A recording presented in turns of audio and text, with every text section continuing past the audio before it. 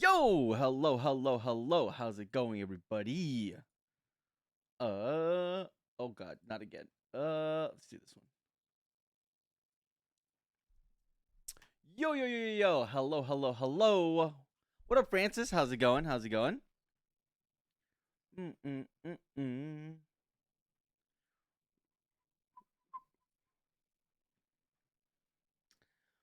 What up?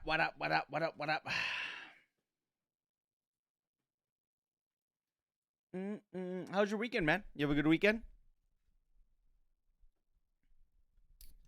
Oh man, what did I do this weekend? I did nothing, which is great. I just chilled, relaxed, hung out, watched a couple of basketball games. Pretty nice day overall, I feel like. Mm, mm, mm.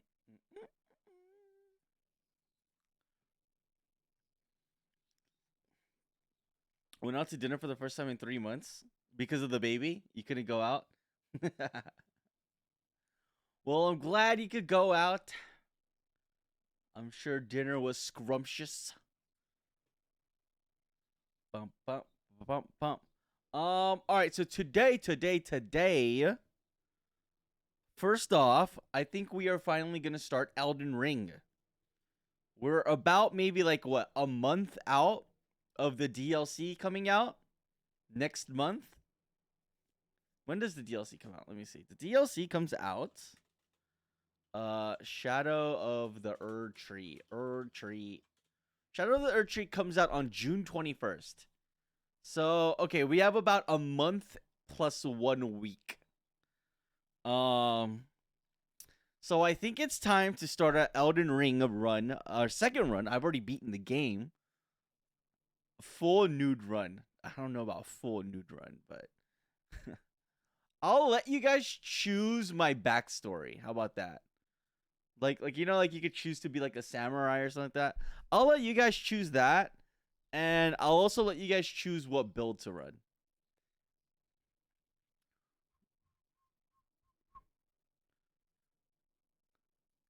Bow, bow, and then I will run that build. Except my only caveat, my only thing is no mage build. I just mage is, first of all, mage is lame as fucking hell. And second, I feel like mage builds are also one of like the better builds because they make the game so easy. I don't so no magic build. So we could either do like a strength build, a dex build, like a daggers or like great sword, something like that. I believe my first playthrough I played as a samurai. And I was using the moonlight sword, the moonlight like samurai sword that was like part magic, part physical or something like that. So I don't want to do the same build again. I'd want to do something different. But that is neither here nor there. But before all of that, what I really want to do is I want to watch the Elden Ring. There's a couple of Elden Ring lore videos that I want to watch. Because although I have beaten Elden Ring, I'm going to be 100% real. I have no idea what happened in Elden Ring. That was one of my biggest gripes about it. Was that I played this amazing game that was like huge and expansive and all of these cool bad guys and all of these cool characters, but uh, like I had no idea what the fuck was going on half the time. And so today we are going to be watching a couple of videos. I think there's 4 total that I would like to watch. I can show them to you. Oh, whoops. Many of Elden Ring's bosses serve Marika's Golden Order in some shape or form. So I want to watch, obviously, the first one, Elden Ring lore, Elden Ring's demigods, the lore of Elden Ring's bosses, and then the second part, the lore of Elden Ring's bosses. I don't really care about all of these other ones. But I think these 4 I want to watch. They're each 20 minutes long.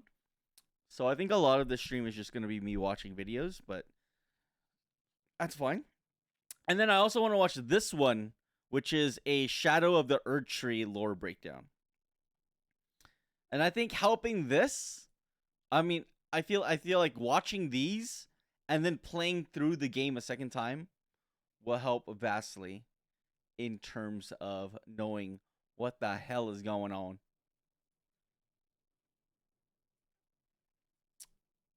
Bum, bum, bum, bum, bum.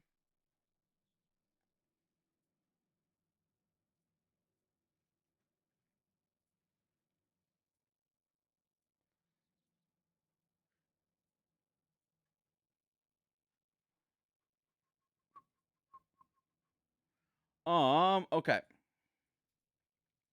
Let me adjust.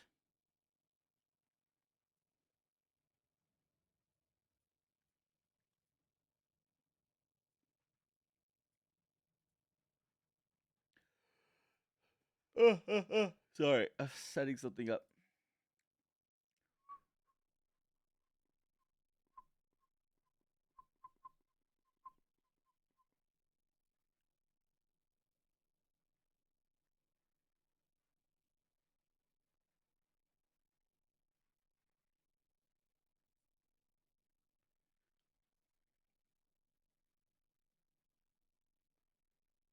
Okay.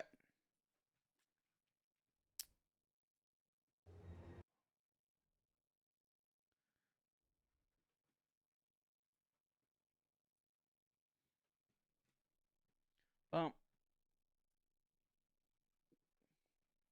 would full screen be better? Should I go full screen or theater mode?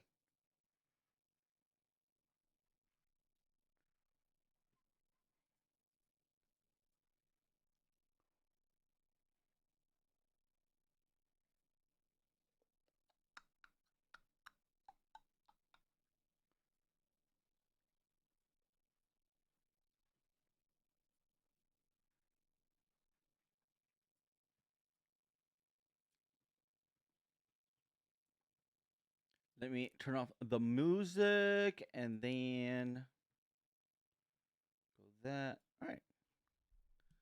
Theater. Like that. This is better. Eh.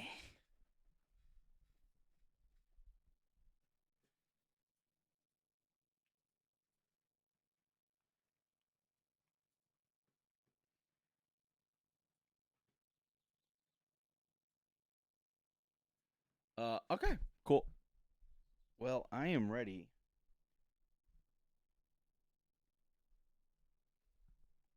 Our story doesn't begin in the lands between. It begins in the cosmos, far away, with an outer god called the Greater Will. Pause. There are... What? Hold on. I need to hear that part again. What? Our story doesn't begin in the lands between. It begins in the cosmos, far away, with an outer god called the Greater Will. There are a lot of outer gods mentioned in Elden Ring. Okay. You can think of these kind of like the Great Ones of Bloodborne. They're distant beings, they're all-powerful, and they're quite unknowable by design. But many of these outer gods want to make their presence felt in the world. The Greater Will, maybe most of all. To this end, it sent a golden star hurtling towards the lands between. The Elden Star's incantation tells us that this golden star was bearing a beast, an Elden beast. Wait, I thought The that was a Elden remember- god. Wait, so that's not a god? I thought this was a god. When they started talking about gods, I thought they were talking about this. Oh my god, my head already hurts. Okay, so there are gods.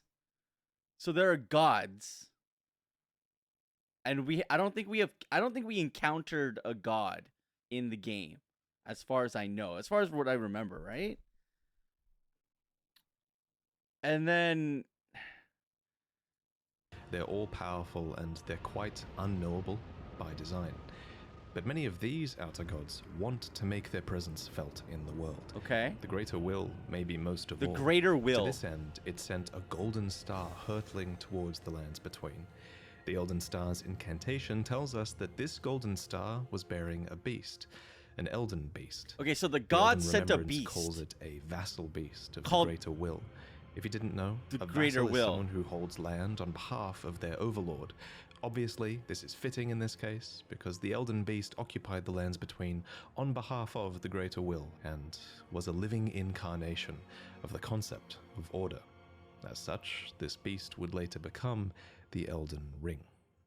The Elden Ring itself is made up of runes of power.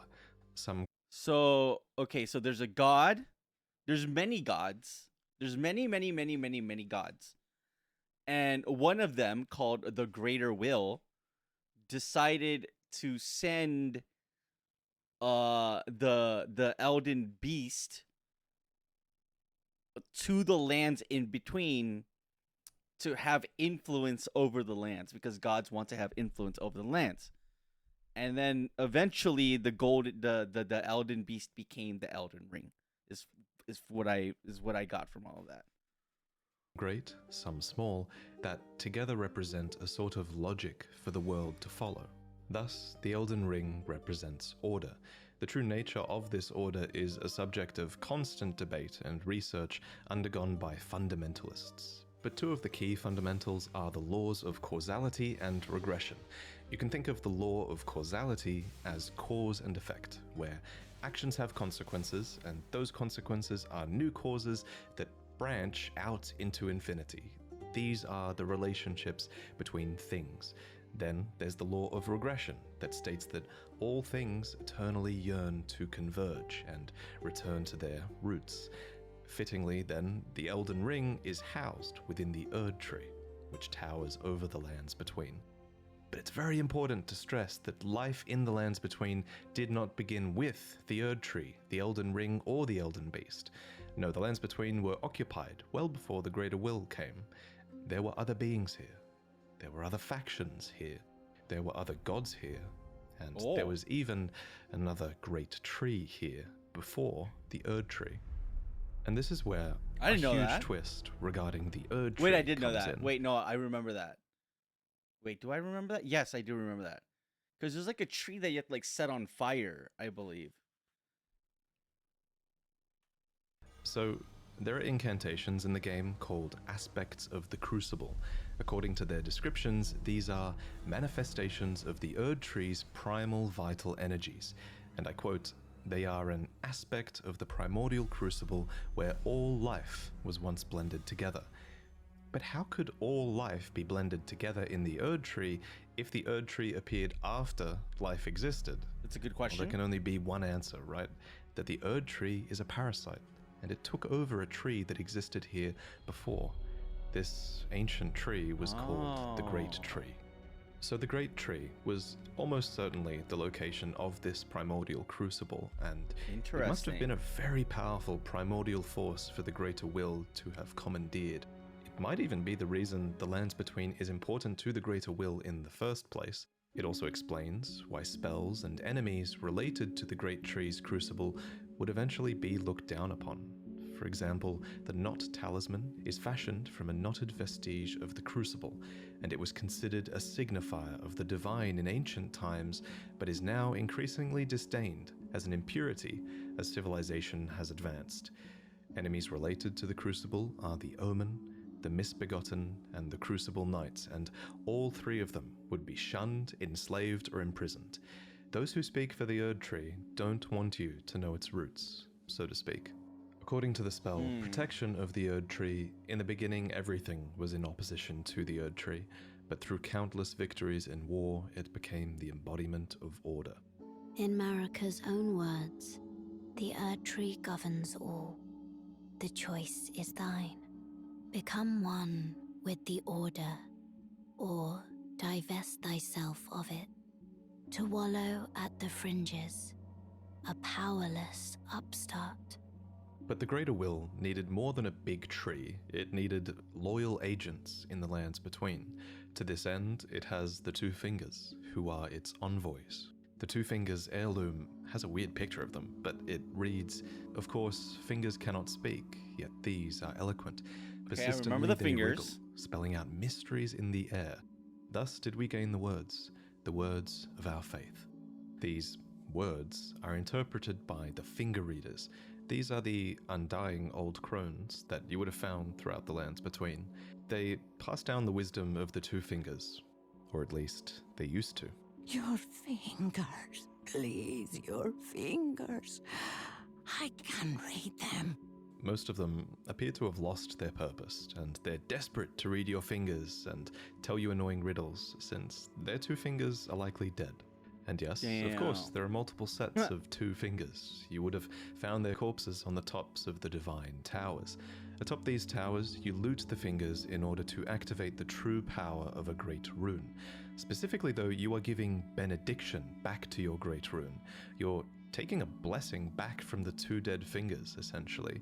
This is just one of many blessings that the two fingers can bestow, and my point is kind of that the two fingers clearly have more than just influence. They have real power on some level. The Greater Will needs these powerful envoys and agents because, while it's obviously incredibly powerful, it does seem limited by a few things. First is space. The Greater Will didn't come to the lands between itself, it sent an Elden beast to do its bidding instead. Second is time.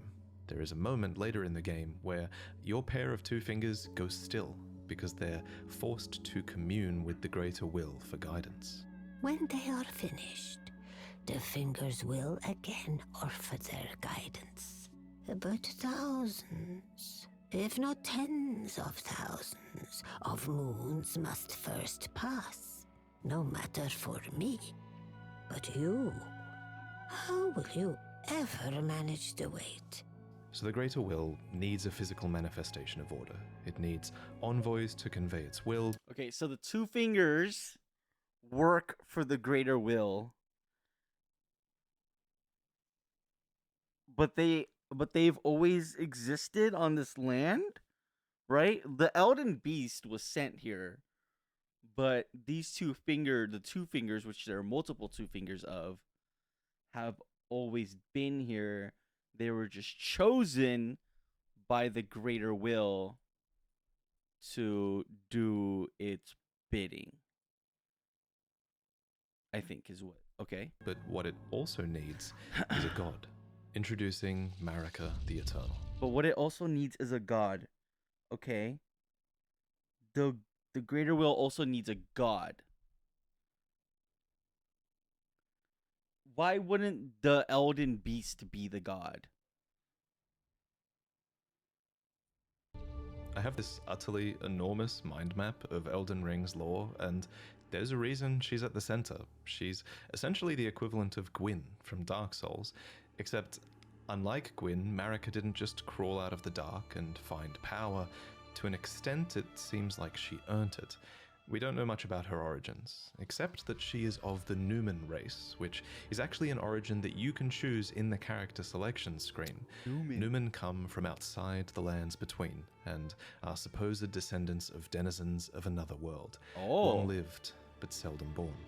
At some point, Marika... They're like Canadians. They're the Canadians of the realms between. Okay. All right. Marika was chosen as an Empyrean. What is an Empyrean?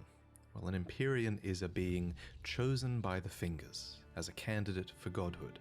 As an Empyrean, Marika received the aid of a shadow to do her bidding.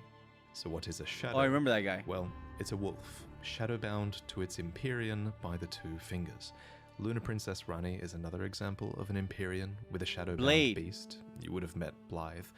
These creatures are the Empyrean's very own shadow. They are completely loyal to their needs and, by definition, incapable of treachery.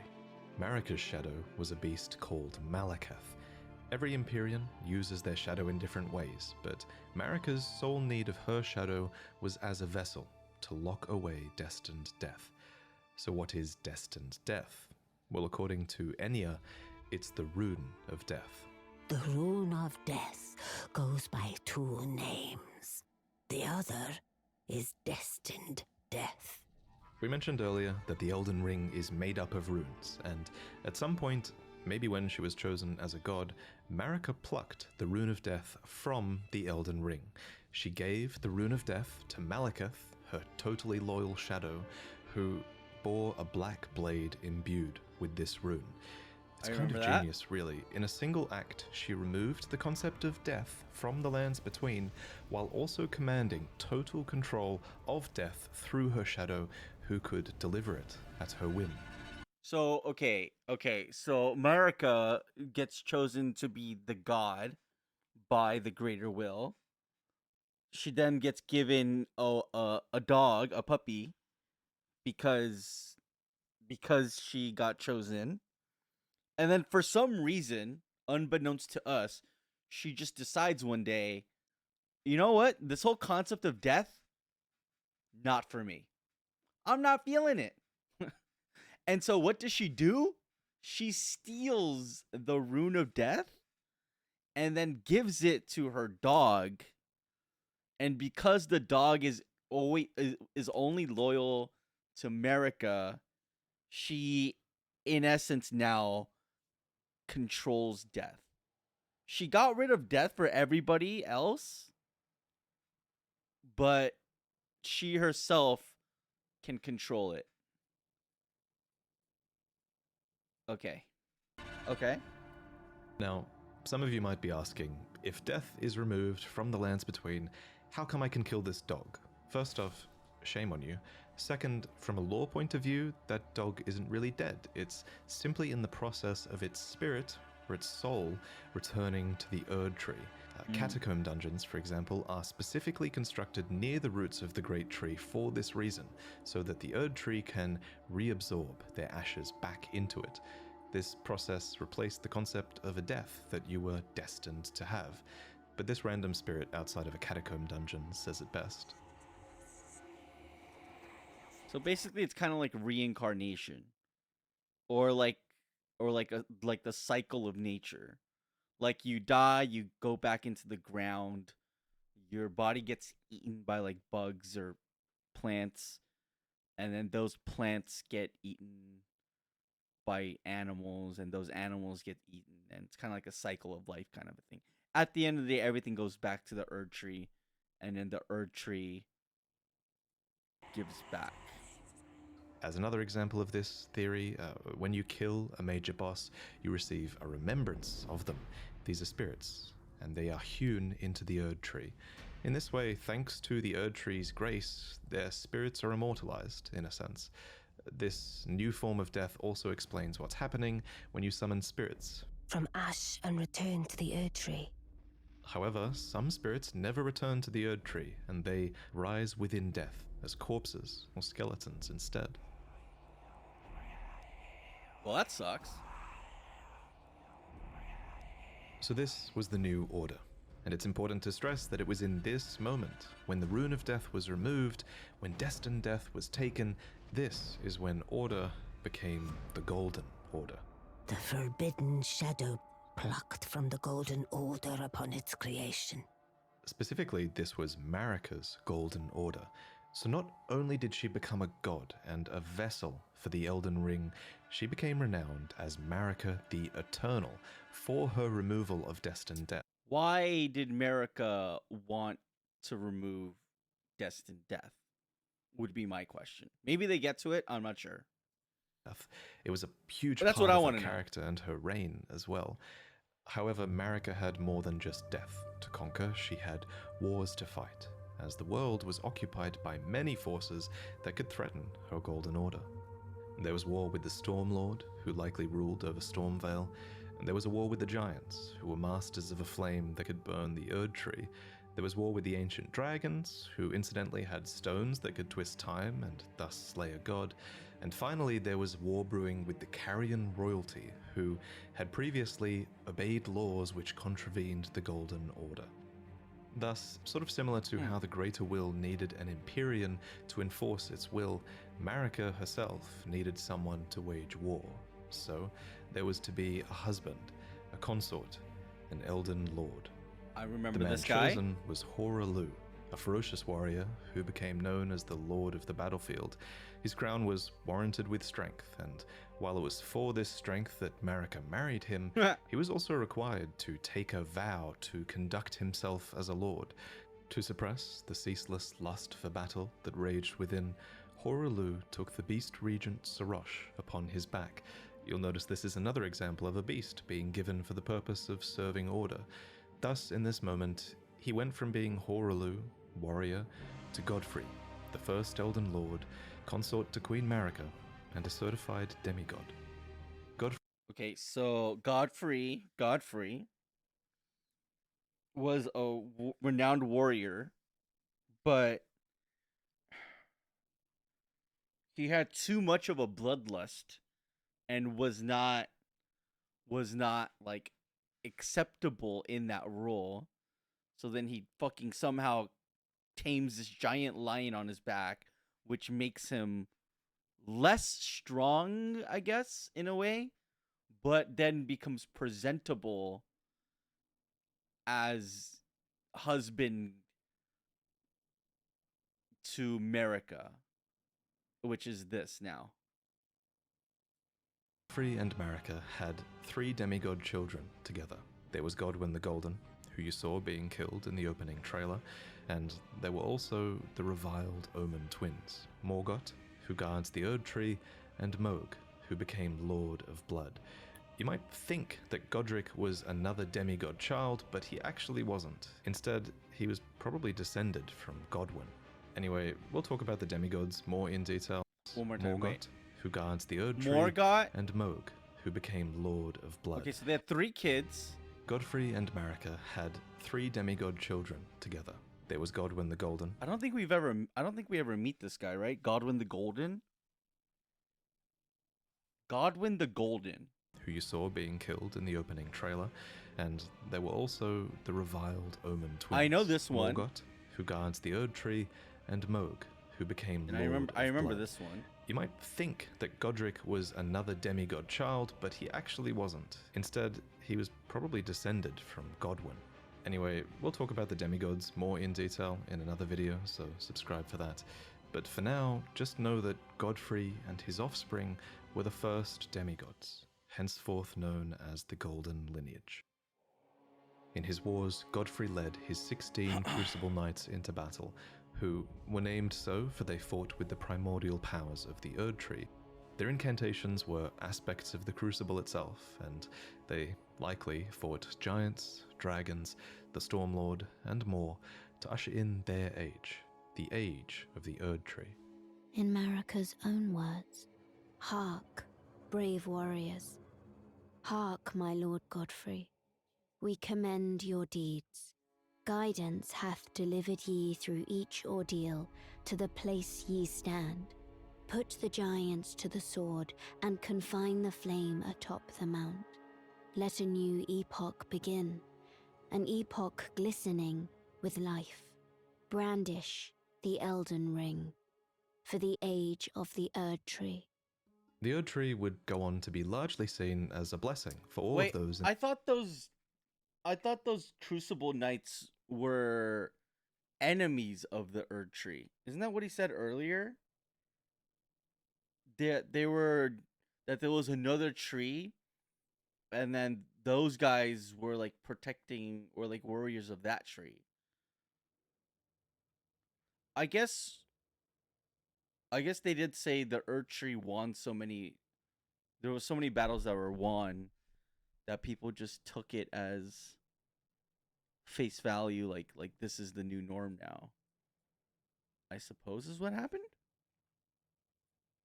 The lands between, especially those close to it in Leyndell, the capital city of the Erd Tree. The tree bestowed blessings. For example, the dew that dropped from its branches were like jewels. It loomed overhead as a constant reminder of order, and its roots reached far and wide, relieving many of the burden of death. In fact, Erd Tree burial was one of the highest honors a hero could receive. One by one, the previous factions of the world fell.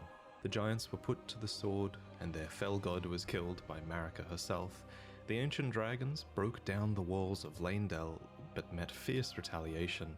However, I think the House of the Erd Tree encountered the most trouble against the land to their southwest, Leonia. Here, the House of the Moon repelled their offensives time and time again.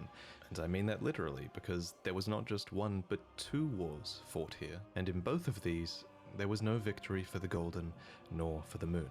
And I suspect it was probably because of these lobsters. These damn things can snipe you from like a mile away, and it's bullshit. Actually, it was probably because of the Carrion Knights, who, according to their weapons, were able to wield sorcerous battle skills, and Carrion despite Knights. numbering fewer than 20, this power made them a match for even the champions of gold. So you're only immortal if you buried near the Erd Tree? No, I think that's incorrect. Everybody is technically... Well, I guess the word immortal is... like, death isn't really death, but it's not necessarily immortal, right? Like because Marika stole the Rune of Death, there is technically no death. But, like even in, like, that animation of the dude slashing that turtle, he was saying how, like, the turtle wasn't necessarily dead. It's like soul or whatever just went back to the Erd Tree. So, like, the concept of death doesn't really exist. Which kind of makes sense as to why, like, as the main character, as the Tarnished, you don't ever technically die, right? Like, if you lose a battle, like, you come back. And then, you know, like, that's pretty much like the whole gist of the game, right? And I think within that same concept, like, people can die, but they don't actually die. They just, since everything is ruled by the tree, and the tree is like the giver of life, it just all ends up going back to the tree and, like, recycled in a way. In battle, these enchanted knights were anointed by the Lunar Queen, a young astrologer I remember who her. went on to establish the House of Caria as royalty in this land. With her bewitching lunar magic, she won over the Academy of Raya Lucaria, where glintstone sorcery was studied, Lucario! and united. The Carian royal family and the learned scholars of Raya Lucaria defended their home from the golden aggressors. At the head of this great golden army was Radagon. Lord Radagon was a great champion, possessed of flowing red locks. He came to these lands at the head of a great golden host. When he met Lady Renala in battle, These 2 champions clashed, fell in love, and joined their houses. That's tight. Radagon once cleansed himself with celestial dew, repented his territorial aggressions, Love and on the swore battlefield. his love to Renala, the Order of the Erd. Wait. Head of this group, who went on to establish the House of Caria as royalty in this land. With her bewitching lunar magic, she won over the Academy of Raya Lucaria, where glintstone sorcery was studied, and united. The Carian royal family and the learned scholars of Raya Lucaria defended their home from the golden. So these guys were battling against the Golden Order, against America, against aggressors. her king. At the head of this great golden army was Radagon. And then Radagon was the leader of the Golden Army, Lord which I thought was the king, but I guess that's just the king. Radagon was a great champion. He's more like a general. Possessed of flowing red locks. He came to these lands at the head of a great golden host. When he met Lady Renala in battle, These 2 champions clashed, fell in love, and It's like joined Romeo their and houses. Juliet. Radagon once cleansed himself with celestial dew, repented his territorial aggressions, and swore his love to Renala. The Order of the Erd Tree and the fate of the moon were conjoined, and all the wounds of war forgiven. You might think it strange that the Greater Will would permit this union, but it's not too odd, all things considered. As with most From Software games, sorcery and faith are just 2 sides of the same coin, and both of these powers stem from the cosmos. Radagon and Renala were known to have 3 children together. Lunar Princess Rani, who inherited her mother's propensity for lunar magic. I remember Ronnie. Radan, who took after his father Radagon Remember and Radan? would go on to master gravitational magic, and Rykard, who pioneered new hex sorceries and Right would go on hard. to feed himself to a great serpent. It follows that at some point after this, Right card. Marika began to harbor doubts about the Golden Order that she had had a hand in creating. Okay, so the red-haired dude who was the leader of the Golden Army, and Renala, the moon chick that fought and was able to keep toe to toe. They fucking fight. They fall in love. Like, oh my god, you're so strong. Let's get married. And then that created a temporary peace between the two, a union, as it will. They had 3 kids: Radon, Ronnie, and then the dude that let the snake eat him. Okay. In Marika's own words, I declare mine intent to search the depths of the Golden Order through understanding of the proper way. Our faith, our grace is increased. Those blissful early days of blind belief are long past. My comrades, why must ye falter? And it's at this point that we should talk about Marika's motivations, her character. This is surely going to love be that. one of those huge love points that. of debate in the coming years, but for now, my working theory is that she wanted to discover the truth behind order and the truth behind the greater will, and she believed that bonds had to be broken so that they could be better understood. She believed that there was great meaning to be found in hardship. Queen Marika has high hopes for us, that we continue to struggle unto eternity. For Lord Godfrey, his struggle ended at the end of his campaigns.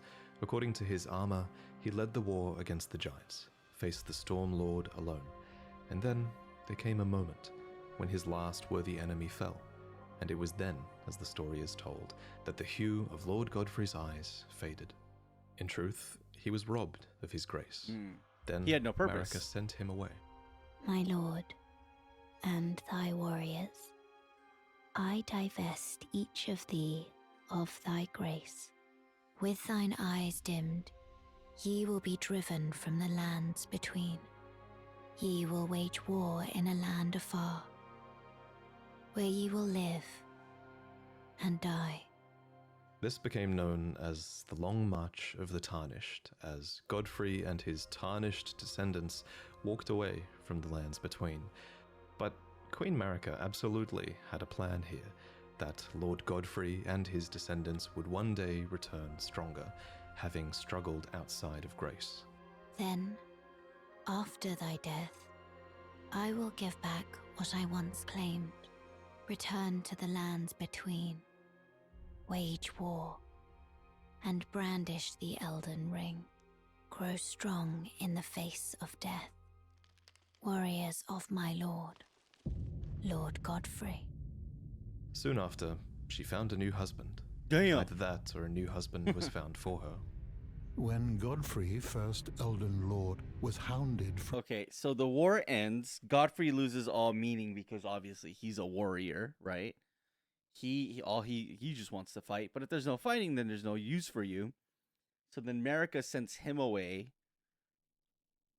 and then, but doesn't send him away just because she has a plan, that in hopes that one day he or his like tarnished descendants will come back and bring struggle, I guess, to the lands, which in effect helps you learn. the lands between, Radagon left Renala to return to the Erdtree capital, becoming Queen Marika's second husband and king consort. That's fucking cold. Oh my wait, so the dude who was married, who swore his love to the moon girl Renala, dumps her and then goes to Marika, who is obviously the god. And now that she's newly single, oh, damn, that's fucked up, man. Taking the title of Second Elden Lord. The mystery that's fucked up. endures to this day as to why Lord Radagon would cast Lady Renala aside, and moreover, why a mere champion would be chosen for the seat of Elden Lord. Whatever the case, as a part of this union, Radagon's prior 3 children with Renala became demigod stepchildren, granted grace thanks to their Demigod new stepchildren. family tree. Renala was broken by this, Ugh. and so was her country, Ugh. Leonia. The Queen's set reads, when Renala, head of both the Academy of Raya Lucaria and the Carian royal family, lost her husband Radagon, her heart went along with him. And then those at the Damn, Academy that's realized fucked up. that Renala was no champion after all. In the wake of Radagon's betrayal and Renala's poor judgment, Leonia struggled with civil war, with the Academy of Raya Lucaria on one side and the Carian royals on the other. And it's here, during the age of the Erd Tree, that Lunar Princess Rani, daughter of Renala and Radagon, stole a fragment of the Rune of Death. It happened during the golden age of the Erd Tree, How? long before the shattering of the Elden Ring. Someone stole a fragment of the Rune of Death from Malekith, the Black Blade. Damn, As mentioned Malekith. previously, Malekith was Marika's shadow. Fucking up, and bro. he had sealed destined death in a black blade. Then a fragment, only a fragment, of this Rune of Death was stolen. And once this happened, Malekith went a step further in protecting destined death. He bound the blade within his own flesh, such that none might rob death ever again. It was too late, however. Damn. This fragment of the Rune of Death was used immediately, that night, to kill a demigod, Marika's own son, Godwyn the Golden. America's own son, God. Okay, that's the one that we see like in the beginning trailer. The one that we never see in the video game, but we see in the trailer. And then the other 2 ones are Moog and I forgot what the other guy's name is, but he's also like really big and ugly. That was the first recorded death of a demigod in all history, and it became the catalyst. Soon, the Elden Ring was smashed. Wait, so was it Ronnie that killed Death was Modwyn? used immediately, that night, to kill a demigod, Marika's own son, Godwyn the Golden. That was the first recorded death of a demigod in all history, and it became the catalyst.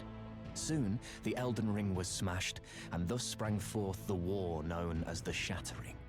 Now, there is a lot of really credible evidence that Marika was behind this plot to have a fragment of the Rune of Death stolen. There's also a ton of evidence that Marika is behind the entirety of your tarnished quest. but we'll talk about that in another video. Stop. Wait. What? America, why would America need to steal her own Rune of Death? Like, technically she has it. It's hers. She's the one that stole it in the first place. So then why would she then need to steal a fragment of it so that she could kill her own son? I'm so lost. I don't get it. Why? What?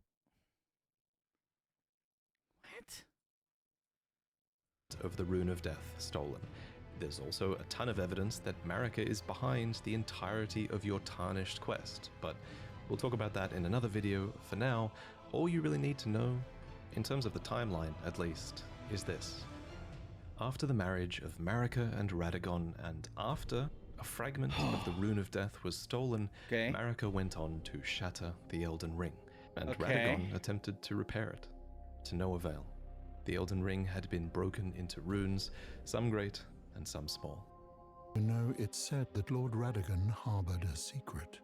A famed sculptor of the Erd Tree capital was once summoned to render Lord Radagon's likeness in giant stature, when he glimpsed the skeleton in Radagon's closet. And as such, it's said the great statue harbors his secret too. Of course, the huge twist in Elden Ring is that Radagon is Marika, or depending on what you believe, he became her, for she knew it was going to happen. In Marika's own words, O Radigan, leal hound of the Golden Order, Thou art yet to become me.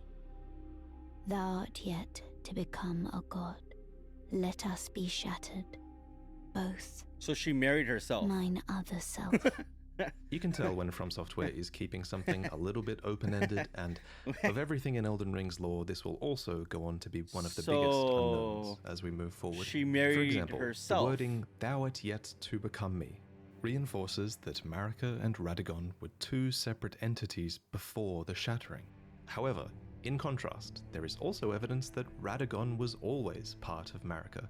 For example, Enya says that The demigods are each and all the direct offspring of Queen Marika. but how can this be if Radagon married Renala and had those demigod What children? a great question. The only way that makes sense is if Radagon was always Marika and he just went over there to seduce Renala long ago. So, oh my god, holy shit. What the fuck just happened? Okay, hold on. I need to put this together in my brain. So Radagon could possibly be Marika. And then if that is true and they are actually one and he is like, I don't know, like a Kagebunshi no Jutsu version of her, then it was actually Marika that fell in love with Renala and then had the baby Ronnie, had the baby Radon and the other one.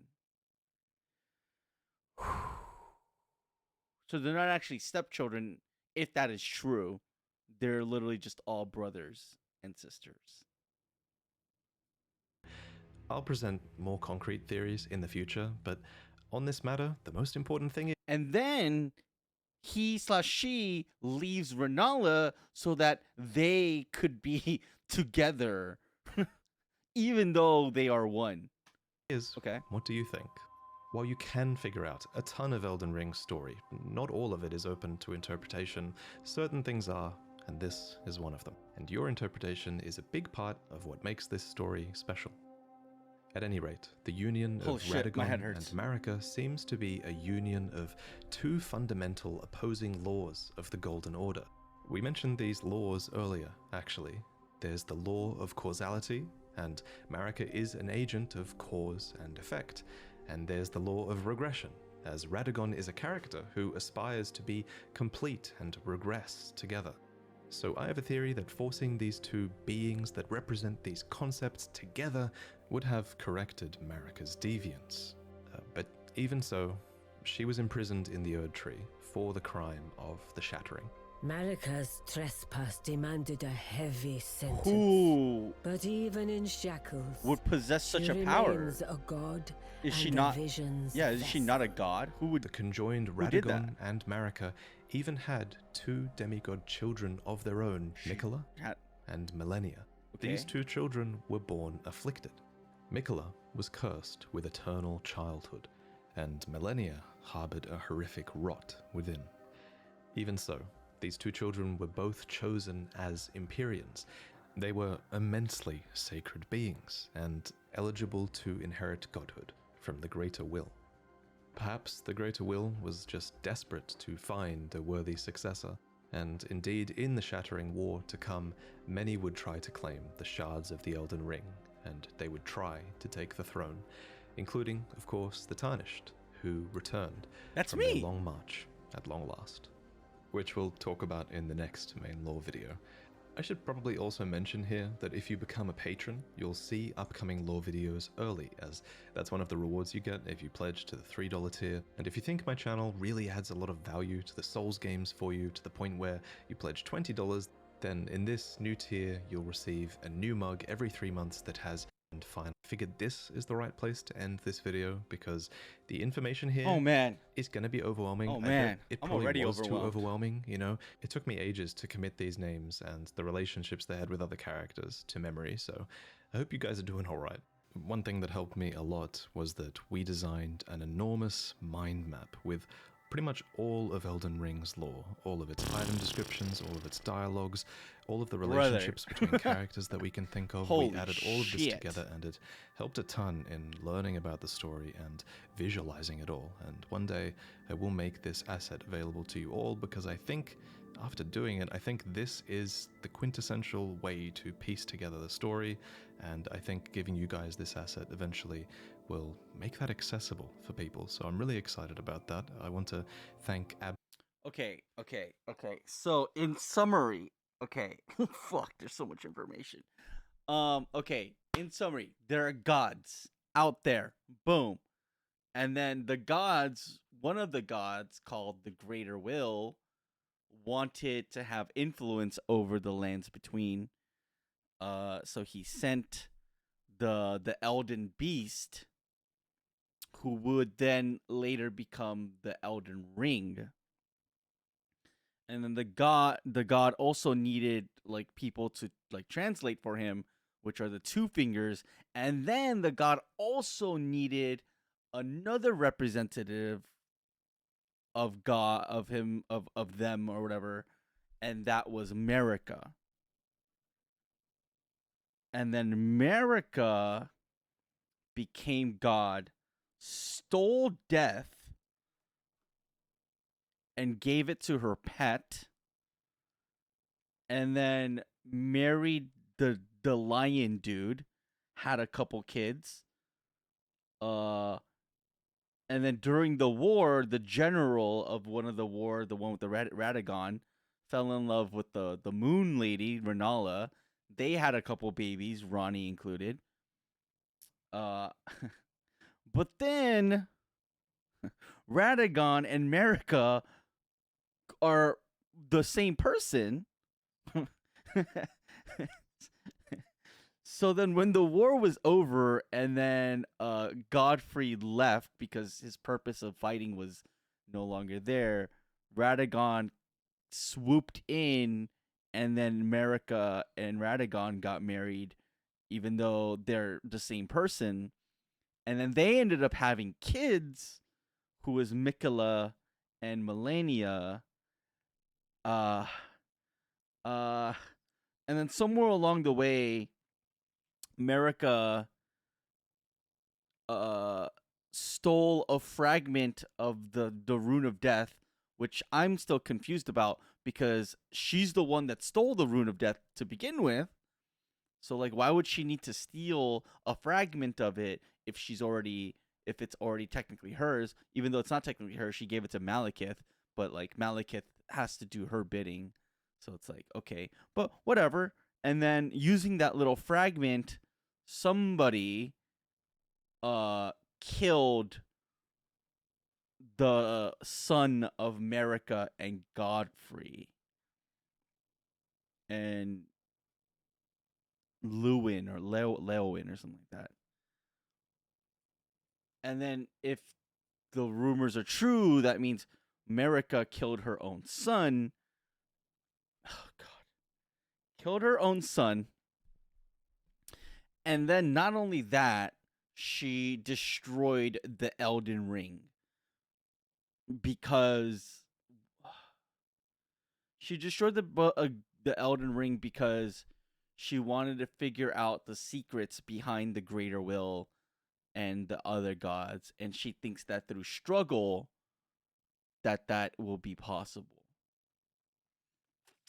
And then because she did that, somebody, we don't know who, like imprisoned her in the little thing. She's like that. And then I guess that's that. Holy shit. Okay. I think I got all that. Yeah. I get it. Sure. Okay. The demigods are each and all the direct offspring of Queen Marika. There was Godwyn. Okay, let's watch Elden Ring's demigods now. Morgoth, Mohg, Radahn, Holy Rykard, shit. Rani, Mikola, and Melania, Blade of Mikola. Melania, Blade of Mikola. What about what they never mentioned the The other girl, the girl that gives you torrent, the one with like the red pinkish hair. What about her? What's her story? You know what I'm talking? The one that like first helps you like level up and stuff. I forget her name. What was her name? Elden Ring torrent girl. The girl that gives you torrent. What was her name? This girl. Melina. Her name's Melina? Elden Ring Melina. Yeah, this girl. What's her story then?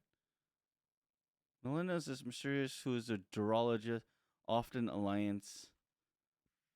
Melina was born at the foot of the Erd tree and describes her mother as within the Erd tree. Although it is never stated, it can be inferred that her mother is Marika. Okay, so her mom is Marika. Which blah, blah, blah, blah, blah. At some point, Melina's body was burned. Okay. How come they didn't ever mention her though? I mean, I feel like she's a pretty important character, right? She's literally like the first character that you meet that like gives you all of these things. She was the kid of Marika and Radon?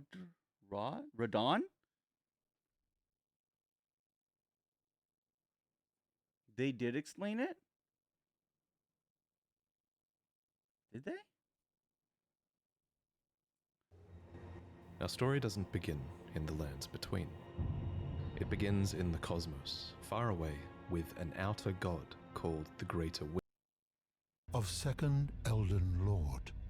The mystery endures to this day as to why Lord Radagon. Whatever the Academy realized on the other.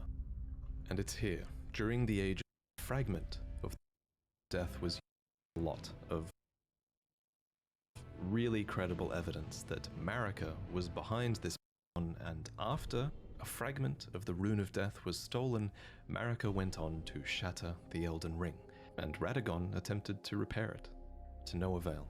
The Elden Ring had been No.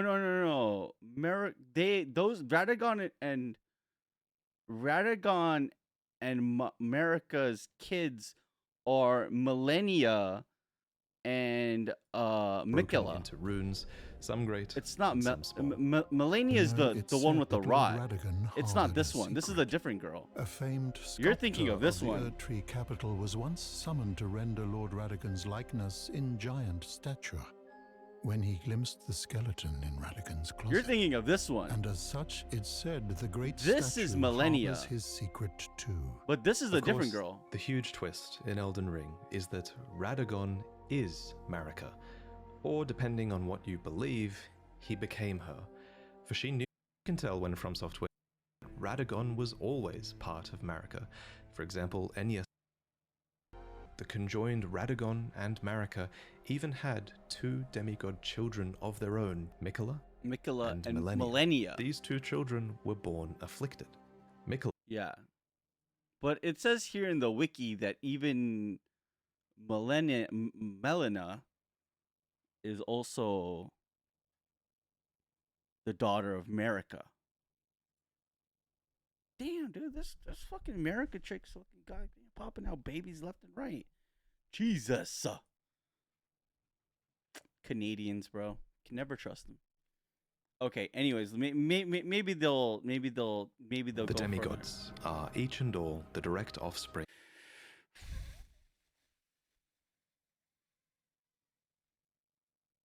of Queen Marika. If Marika's a god, aren't we all living being kind of their kid? There was Godwyn, Morgoth, Moog. But they're not actually the god though, right? They're like the chosen god. But like the actual god exists on like a plane that like we don't even know, that we've never seen before. Radahn, Rykard, Rani, Mikula, and Millennia, Blade of Mikula. The demigods are each and all the direct offspring of Queen Marika.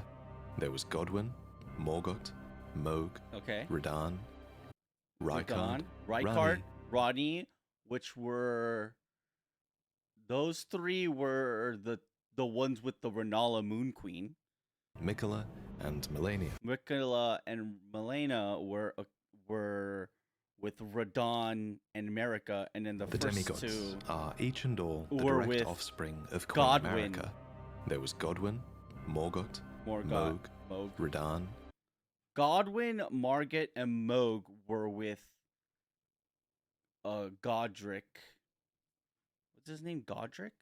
God, dude, these names are fucking me up. Godfrey. Godfrey, okay?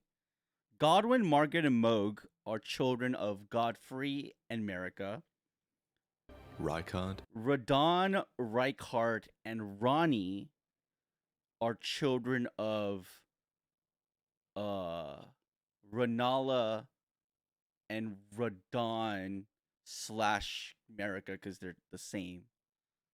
And then Mikola and Rani, Melena Mikola, and Melania are the children of Melania, Blade of Mikola, Melania, Radahn. Blade of Mikola, and Melania. Not again. All of these demigods had fallen from grace And by the America. time the shattering occurred. But in this video, I want to mostly talk about the origins of these characters, who these demigods were before the fall. And some of these demigods fell a long way indeed. Before he became this unsightly mess, Godwyn the Golden was quite the heroic figure. He was born of the promising union between Lord Godfrey and Queen Marica, and he achieved great renown for his bravery in one of their wars at least, the War of the Ancient Dragons. This war began when Gransax, a great ancient dragon, rained calamity down upon Leyndell, marking the only time in historical record that Leyndell's walls had fallen. It's not clear why Gransax first attacked, but fortifying themselves against lightning, the Knights of the Erd Tree weathered his assault and Gransax was defeated. However, this was only the beginning, and a bitter war against the ancient dragons was to follow. During this war, the Erd Tree Sentinels had an epiphany that the only way to truly protect the Erd Tree was to become dragons themselves. What? And so, despoiling the corpses of their foes, the grotesque sentinels served the Erd Tree, but fought with the claws of the enemy instead. Damn. In the end, the ancient dragons were That's routed cool. once again. In a graveyard of swords by the Stormcaller Church, the end of the war is commemorated. Here, we learn that during battle, Godwyn the Golden defeated Fortisax, called the mightiest dragon of them all. However, he did not kill Fortisax. Instead, he befriended him. And it was in this act that the powers of the ancient dragons truly became a part of Leyndell. After all, only those loved by dragons can survive the ordeal of cladding their bodies in lightning. So, from an unlikely friendship, an ancient dragon cult was born in the capital city, and the Knights of Leyndell learned to worship the dragons and wield their lightning. Lanciax, sister of Fortisax, even took human form to better commune with the knights. It was officially decided that the worship Human of the dragon. ancient dragons did not conflict with belief in the Erd Tree, and it was all thanks to Godwyn, commander of the dragons' golden lightning. So Godwyn is basically like Daenerys. Can control the dragons. Fuck yeah. Go Godwyn. And a true child of the golden lineage. But now, let's talk about Morgoth and Moog, the Omen twins, who were also born of Godfrey and Marica's golden lineage. First, what is an omen?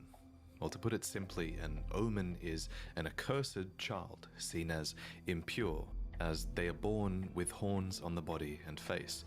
When this happens, the correct thing to do, culturally at least, is to cut off the horns of the omen, an act which usually causes them to perish. It's pretty Damn. messed up. Fucked But up. some omen do survive this process, and some omen are even given a cleaver, crafted specifically for them and awarded as a tool of war, although these weapons are bestowed with a readiness to take them away. We find one such omen in an Erd Tree camp upon the Altus Plateau. Before you fight I it, you remember might this have guy. noticed another omen nearby writhing in its sleep. It's said that omens see evil spirits in their nightmares, and I think this omen is dreaming, haunted by the vengeful spirits of its accursed kin. This brings us to the Omen Killers, who are horrifying butchers of twisted conscience. They wear these horned masks that make a mockery of the Omen's nightmares, and these butchers hunt the Omen and amputate their horns. The first Omen Killer was named Rollo, a famous perfumer who had to imbibe a physic to rid himself of emotion so that he could better perform his tasks. Damn. Remember, it seems many Omen have their horns excised when they're very young. That's definitely disturbing enough to warrant an emotion-killing physic in my book. However, if the Omen is born of royalty, then their horns are not cut off, but the Omen is kept underground, unbeknownst to anyone, and imprisoned for eternity. By way of example, you would have seen all kinds of Omen confined to the sewers beneath Leyndell. But why are Omen considered to be accursed in the first place? Some of them are clearly intelligent, so what's inherently wrong with being born with horns? They're and ugly. great strength? Well, it's important to remember, I think, that this curse might only really exist in the context of the Golden Order. After all, those afflicted with omen horns are not able to return to the Erd Tree for rebirth, and are said to be born outside of its grace. Oh, that sucks. But why does the Golden Order disavow the omen, then? Well, it's hard to say for sure, but my working theory is that it's to do with the Crucible. According to this ancient incantation, horns were once an aspect of the Erd Tree's primordial crucible, where all life was once blended together. And with the exception of a couple of Crucible nights in and around Leyndell, we know that the Golden Order has started to distance itself from most things that touch upon the Crucible. While things like horns, knots, feathers, and scales once grew on the human body and were considered signifiers of the divine, now they are disdained as impurities as civilization has advanced. We learn this from the knot, scale, and feather talismans, all of which are guarded by omen, or dropped by omen killers, no less. Unfortunately for the Order of the Erd Tree, these once divine impurities seem to crop up in some births, whether they like it or not. Almost like it's a genetic trait, as if it touches upon the crucible at the root of the Erd Tree. And so you have to ask, is it really a curse to be born as a graceless omen? Well, as with most curses in these games, I think that depends on your perspective. In any case, Mohg and Morgoth were omen royalty, and thus they were born into a wretched mire far below the earth, horns and all. Here they were kept under the strictest confinement. Each of them were bound with charmed shackles that were covered in roots or thorns and bathed in golden magic. It seems very few people were supposed to know that they even existed. Morgoth, for his part, renounced and despised his accursed omen blood, but his brother Mohg embraced it. Deep underground, Mohg stood before an outer god, a being called the Formless Mother who craves wounds, a being capable of bestowing power upon accursed blood. In this moment, Mohg's accursed blood erupted with fire, and he became besotted with the defilement that he was born into. Here, deep below the earth, he would go on to build a dynasty of blood in reverence of a mother, something it seems he never truly had. As for Morgoth, Godwyn really got away with being not fucked up. Because his two brothers really drew the short straw here with like being an omen and with like the fucking horns and all that. Godwyn, though, you know, he gets to live up top. He fucking kills some dragons. Like he really won the lottery on that one.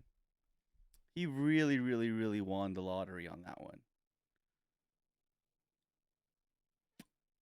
he was born into the same accursed fate as his twin brother, but despite not being blessed with grace, he loved the Erd Tree all the same, and even took it upon himself to crawl out of the sewers and become the Erd Tree's protector when the Erd Tree needed him most. In the end, he rightfully became the Omen King and Lord of Leyndell. Omen or not, he was, after all, born of Godfrey and Marika's golden lineage.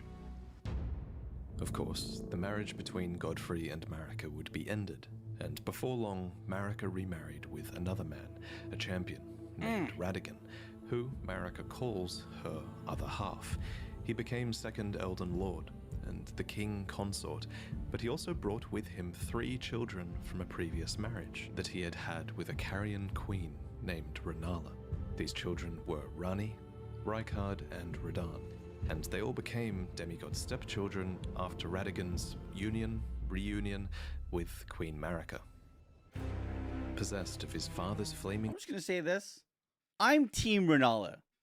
You know, like, I didn't really understand the lore back then, but like, I feel, dude, she got fucked over so bad. I feel so bad for her. Jesus. Red hair, Radahn was fond of its heroic implications and considered himself to be born of a great champion. Yet he also looked up to another man, Godfrey, the first Elden Lord, Queen Marika's first husband and the Lord of the Battlefield. But Radahn wasn't just the son of Radagon and an aspiring Lord of the Battlefield, he was also the son of Renala, who was head of the Academy of Raya Lucaria and Queen of Caria. So as a Carian royal, inclined towards sorcery, Radahn bent his will towards mastering gravitational magics. Rock sling, gravity well, collapsing stars. These techniques were taught to him in Celia, the town of sorcery, all so he would never have to abandon his beloved but scrawny steed. That said, before long, his powers would be put towards a more cosmic purpose that poor horse, than man. simply allowing him to ride his own horse. Radahn was taught gravitational magic by an Alabaster Lord, a member of a race of ancients with skin of stone who was said to have risen to life when a meteor struck long ago. And when his lessons were complete, Radahn uttered these chilling words. Thank you for your tutelage. For now, I can challenge the stars. And of course, he did conquer the stars, and the very constellations would be halted by his strength. But of course, you kind of have to ask, why? Why was it necessary to conquer the stars in the first place? Well, I have a couple of theories. Theory 1 is that it was done in self-defense. After all, according to the Sword Gravestone, Radahn was protecting Celia. What's more, gravitational magic has destructive power, and many gravitational beasts are proof of that destructive power. A being named Astel had even come down to the lands between in the past and destroyed a place called the Eternal City. What's more, Celians are descendants of the Eternal, positioned right above the Eternal City underground, so there is an argument to be made for Radahn purely defending Celia for some reason here. But it's possible for Radahn to have fought in this conflict and to have made the first move as well. So this is theory 2, that Radahn conquered the stars as a preventative measure in service to the greater will. According to a set of astrologer items, the night sky cradles fate. There's even a banished sect of people called the Nox, who live deep below the earth in eternal anticipation of the coming age of stars and their Lord of Night. Long ago, these people invoked the ire of the greater will, so it would make sense that those in service to the greater will might have sought to arrest the stars and put an end to this fate. What's more, Radahn was just a huge fanboy of Godfrey, and he seems to have more loyalty to the Erd Tree than to the moon. Finally, the telescope item description says that the fate once writ in the night skies had been fettered by the Golden Order, so surely this is referencing Radahn's actions, and it levels the blame at the Golden Order. But putting Radahn's motivations aside, it's a fact that the stars were held back, and that this had great consequences for many, especially What does for that the mean, the rest of his stars were Carian held royal back? family. Let me explain.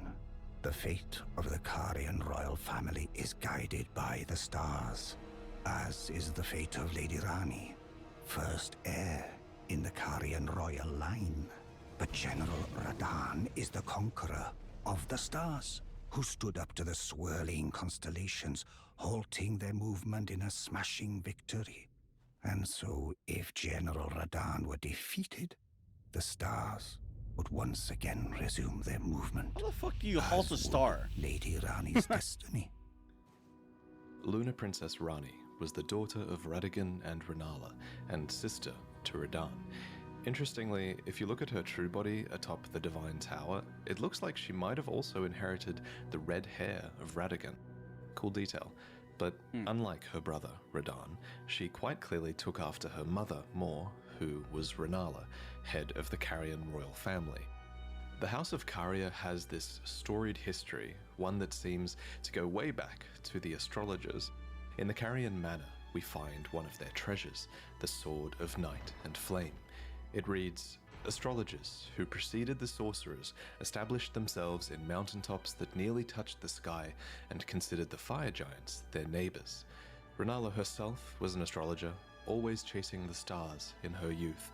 Then she met the full moon, and in time, the astrologer became a queen, establishing the House of Caria as royalty." Caria appears to have a matriarchal hierarchy, with multiple princesses and Carian knights that serve as their retainers. Now, however, there is only one princess, Rani, daughter of Renala. And at the time of her birth, she would have been set to inherit quite a lot of power indeed, for the Carian royal... Wasn't there another girl that looks like Ronnie? Like a Ronnie, clone? Or am I misremembering that? I could have sworn there was another bluish kind of girl. Ronnie? family was at its height. Got her name. And her mother was not only queen, Rani? she was also head of the Academy Rani? of Raya Lucaria, having bewitched them with the enchanting power of the full moon. Leading the young Rani by the hand, Ronnie. And then there was also Renna? No. Ronnie. Oh, man. Maybe I'm tripping. Renala guided her daughter to a meeting with a moon of her own. What Rani beheld was cold, dark, and veiled in occult mystery.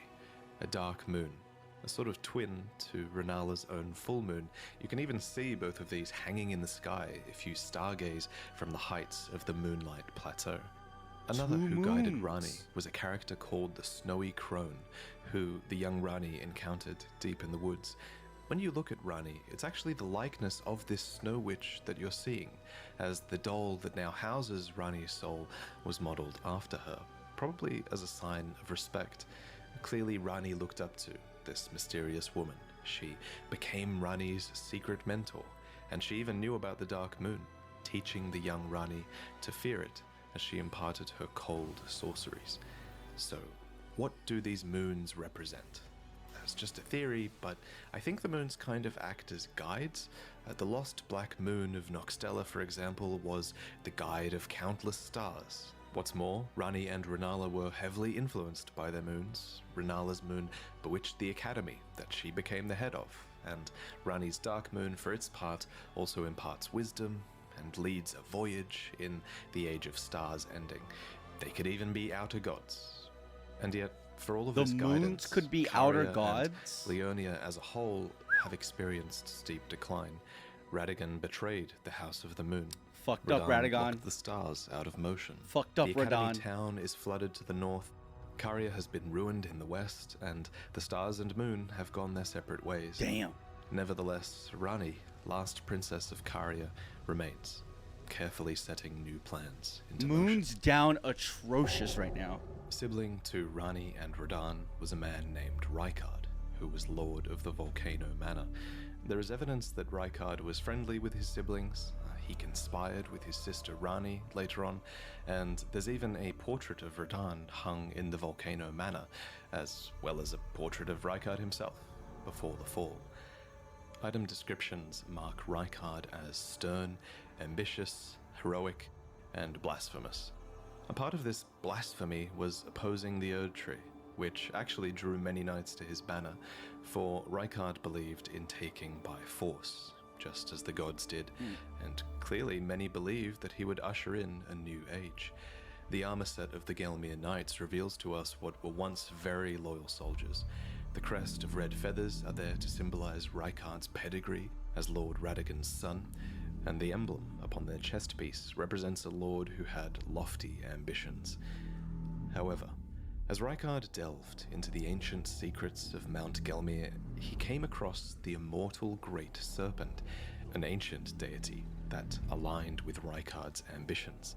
And so, Rykard fed himself to the Great Serpent. That's crazy. So that he might devour, grow, and live eternally.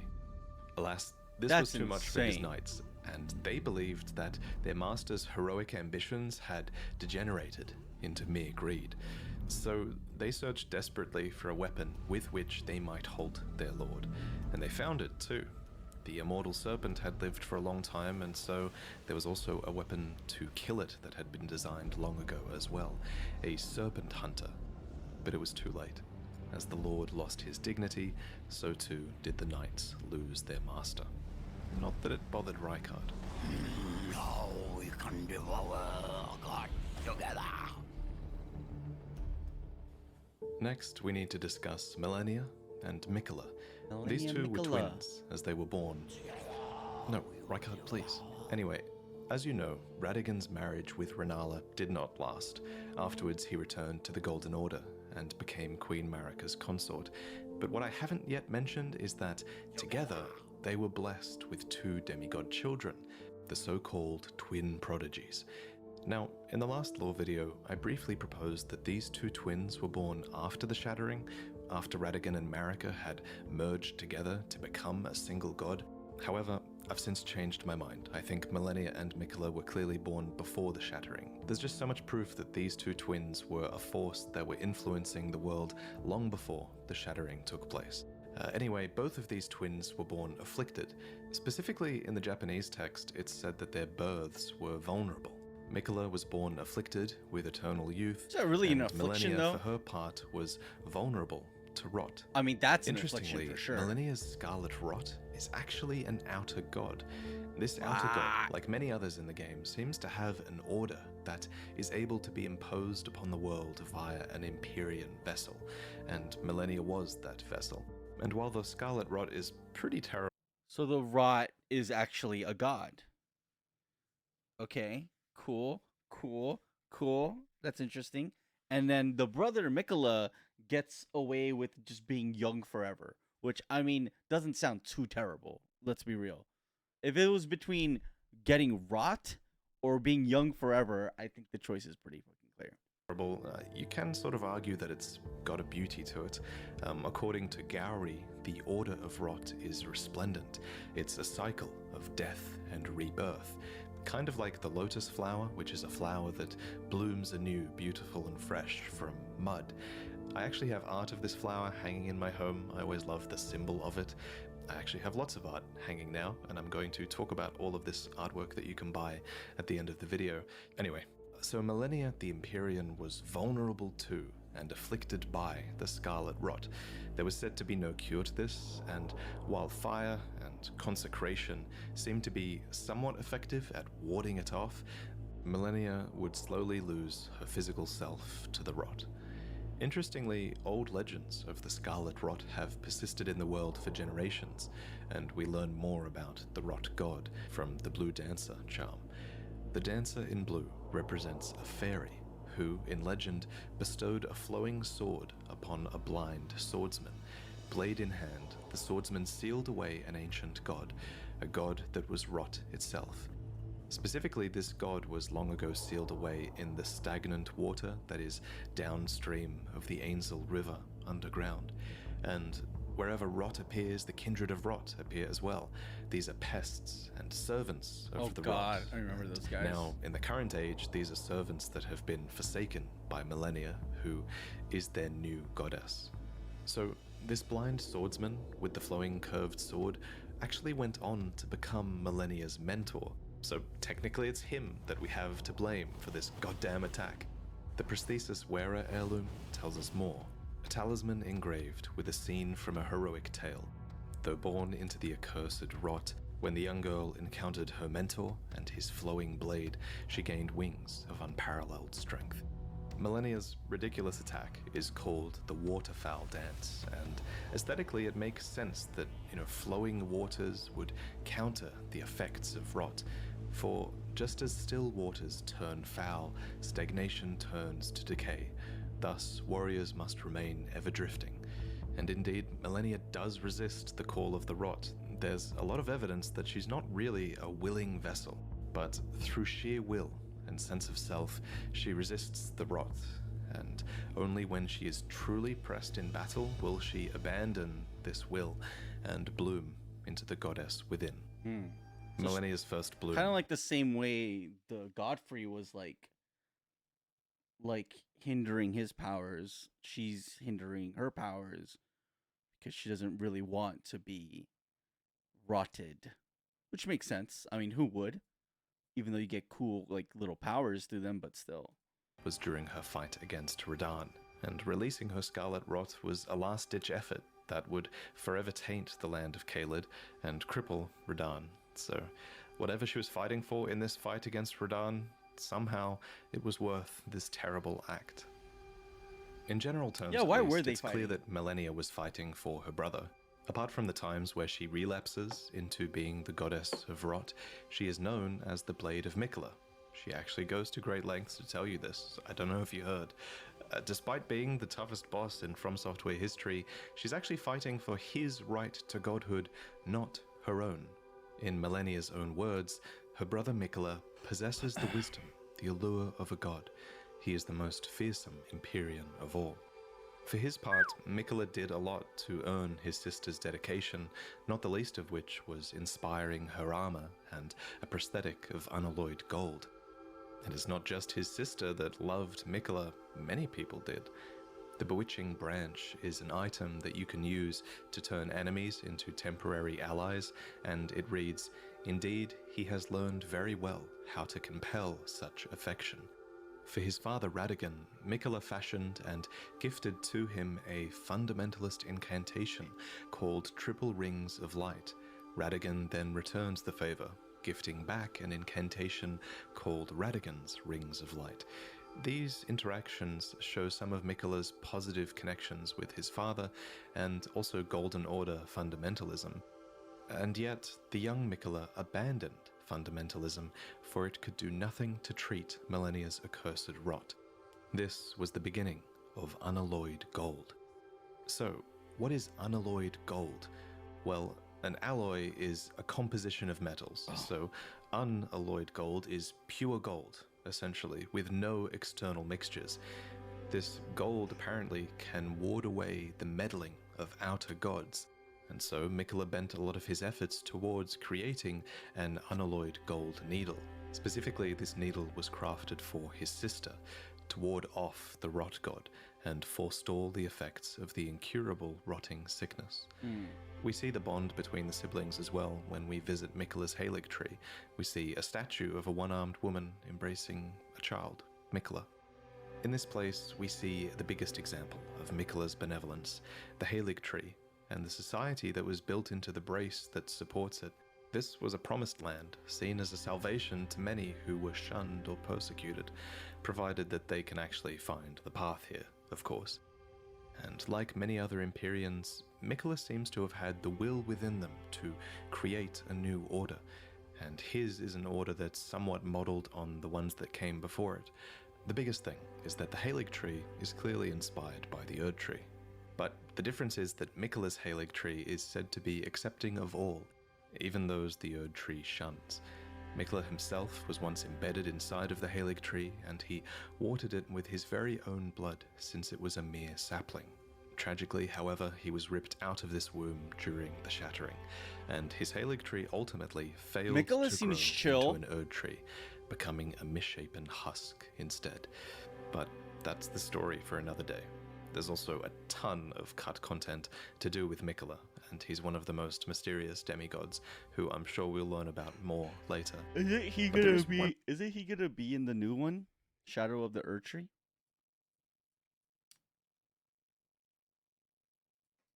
One more thing that I want to mention before I go. It's kind of one theory I had during the making of this video. So, Miquella and Millennia each have their own butterflies. They showed her. Millennia's is the Aeonian butterfly, which inhabit the swamp of Aeonia and are rumored to come from the wings of the rot goddess herself. And I think it's fair to say that Miquella's butterfly is the nascent butterfly, which appears as if it's just emerged from its cocoon for its entire life. This is a reference to Miquella's eternal youth and his cocoon in the Halig tree. But there is, of course, a third butterfly, right? There's the smoldering butterfly. It's said to be an eternally burning butterfly that serves as kindling. Now bear with me, but it's my theory that this butterfly is a reference to Melina, who the Blade of Calling calls the Kindling Maiden and the one who walks alongside flame. This might suggest that Melina is a sibling to Malenia and Mikola. Again, that's just a theory, but what I really want to talk about here is that, at the very least, Melina is almost certainly the daughter of Marika. We learned this a long time ago from looking at her name in the game's files, and we can further infer it from her dialogue, as she has a few lines that refer to mothers and one that says that she was born inside the Erd Tree. So her being the daughter of Marika is also just a theory, but this one is much more concrete than the butterfly one. Although the reason I like the butterfly theory is that it gives us a hint as to who Melina's parents might have been. Her parents would have been Radagon and Marika, which is to say, Marika herself alone, I guess, because Radagon is Marika. Honestly, Melina as a character has only become more mysterious since the game was released, and I'm really only scratching the surface with this theory. But speaking of times before Elden Ring was released, back then, a long time ago, I commissioned this piece from a renowned artist named Is this an Marco, ad? and now I'm so It is an ad. a white your Oh, that's it. in return that will make as a I hope spirit we get more sibling Melina, Melina.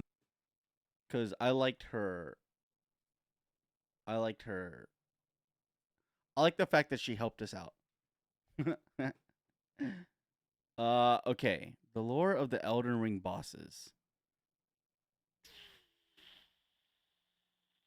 Yeah, I'm down. Where do you go after death? Where What do is the you right go? way to die? Good question. Can death be overcome? Ooh, I don't And know. if it can, what are the consequences of such a thing?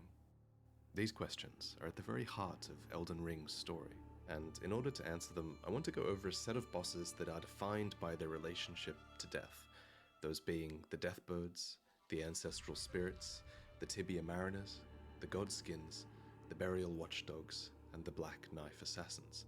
Understanding these bosses will teach you so much. Okay. In Elden Ring, one's self is separated into two distinct entities. There's the body, which is one's physical self or corporeal flesh, and then there's the spirit, which is essentially the soul that commonly persists after death. In the age of the Erd Tree, the bodies of the dead and their spirits are returned to the Erd Tree. This is done via a process called Erd Tree Burial, where great tree roots in catacomb dungeons absorb the dead so that they might be immortalized with the Erd Tree. But it was not always this way. In fact, the entire culture of death had a different shape in the earlier days of the Lands Between. Back then, instead of Erd Tree Burial, death commonly burned in Ghost Flame. Ghost Flame, also known as Spirit Flame, is a cold, white flame that is created when bones are burned to ash. We learn this from the fallen hawks who prowl the underground rivers. When the last embers of their torches were used up, they were forced to burn the bones of their fellows instead, and acquired the cold ghost flame. This process appears to help separate the spirit from the body, and while a lot of these spirits appear to be vengeful based on the ghost flame spells, I think in general having the body separated from the spirit in this way would have been a desired outcome. I speculate that we see proof of this even in the current age, where the wandering dead at Agil Lake gaze at the sky, praying that the dragon Agil might burn them to ash. Perhaps this was simply the acceptable way to put a tired body to rest. The keepers of Ghost Flame were the Deathbirds, who tended to the flame in their graveyards, raking out the ashen remains of the dead from their kilns. So I like to think of the Deathbirds as serving the old process of death and delivering death by reducing bodies to ash so that spirits might be better able to move on.